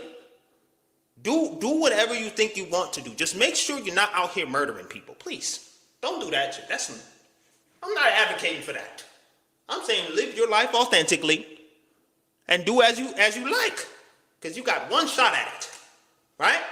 If you have a shorty that's like, most of all, and I think part of the point that also needs to be put in here, because it's not mentioned, and I didn't even mention earlier, is that do the thing that you want to do. But here's the thing: if you do it and you're not successful at it, don't be upset.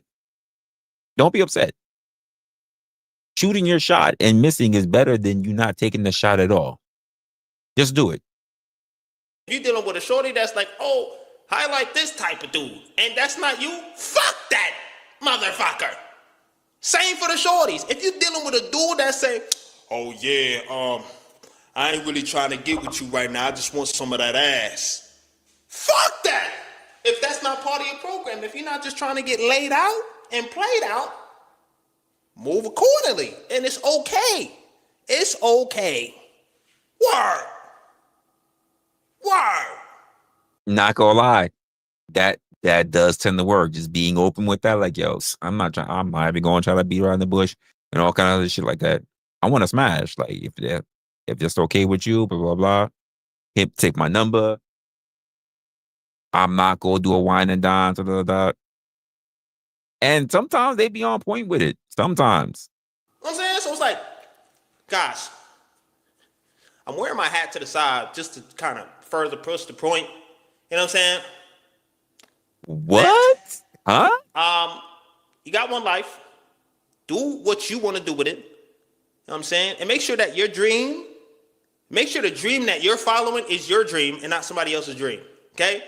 Do whatever you want with that information. But yes, if you need a particular audio book that you want to read or a short book. You giving books? Let's start with the audio book. I'm going to give y'all one book to listen to. You can find it on YouTube. Do your research. I'm not giving you the shit because, you know what I mean? Yeah. It's called The Courage to Be Disliked. Good book. Never heard of it. Find it on YouTube. It's like 8 hours. Tune into it while you have free time. And you're going to start to realize, man, wow, a lot of my issues could be solved if I just stop giving a fuck. That's also true. Word. And I realized that too. A lot of my time I would spend like, damn, shit. I'm trying to spare somebody's feelings, but as a result of sparing their feelings, you're hurting yourself. Because I'm not saying what the hell I need to say, and the shit is gonna continue if I don't say nothing. Yeah, I think I'm not gonna belabor the point from there. I think we get it. Honestly, great. I like the video. He actually, you know, what's so funny.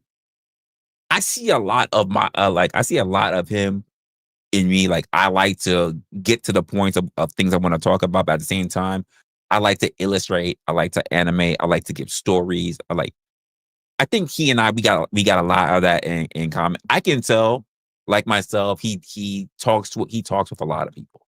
So I do the same thing. But once again, the video, fuck being liked. He said, get comfortable with making people uncomfortable. Heck speaks. I'm sub to him. I haven't seen him drop a video. This one, he looked like it was about 3 weeks ago. He's probably dropped something else. I don't know. But that was a really, really good video. I approve. I approve of it. He's probably got a young audience. He's like a young guy himself, probably in his 20s. But I agree. These are the things that I've told a lot of people. I've told a lot of people this, being in their 20s, in their 30s, along the same age of me, and even people is going up to their 60s right now. And a lot of people don't get it. A lot of people are still held back by, honestly, other people. They're holding themselves back based on the opinions, the factors of other people. They are not in a mindset that they are willing to free themselves. A lot of people are still moving around, even as adults, with the idea that they need permission. You don't. The only person that you need to give permission to is yourself. I'm just keeping it a buck. You have to be the one to do it. In this world, in this life, we want people to give us guarantees in the world. If somebody walked up to Gabe, if Gabe walked up to me and said, yo, we about to do this, we about to do this thing you said you wanted, but I tell you what, I'm going to give you a money back guarantee. If this thing don't work out, I'm going to give you the money back guarantee. Like, there are people like that, and they say, if I don't do my part, I'm going to run back to Gabe with the receipt. Gabe, this isn't what you said it was. You said it's And Gabe's gonna look at me like, yo, I did my part. Why didn't you didn't do your part? Nah, I still got it. Like, you want me to give you money. But I say this to people. You're willing to hold someone accountable for trying to do something for you, but you're not willing to hold yourself to that same level of standard for doing something for yourself. Why don't you give yourself a money back guarantee? This is the thing that needs to get done. I'm going to make sure I do it. Because you know what I don't want to do? Waste my time, waste my effort, waste my money. Give yourself that money back guarantee. Know that you're going to cash in. Know that you're going to get everything out of it. That's just the way how I look at it. Oh, I don't want to pay for that because it costs money. Getting that information is going to cost money. Well, guess what? I've said this before and I'm going to keep saying it. Information costs, but it pays for itself. It's only a waste if you choose not to use the information that you've collected. Anyway, I had fun during this episode, way longer than I thought it was. I appreciate everybody who's already here, who was watching. I looked online. It doesn't seem like there's really anyone around in these streets. I'm gonna do one more pass just to make sure. But I'm probably gonna do something later today. Oh, I do see someone on. So today is Saturday. Damn.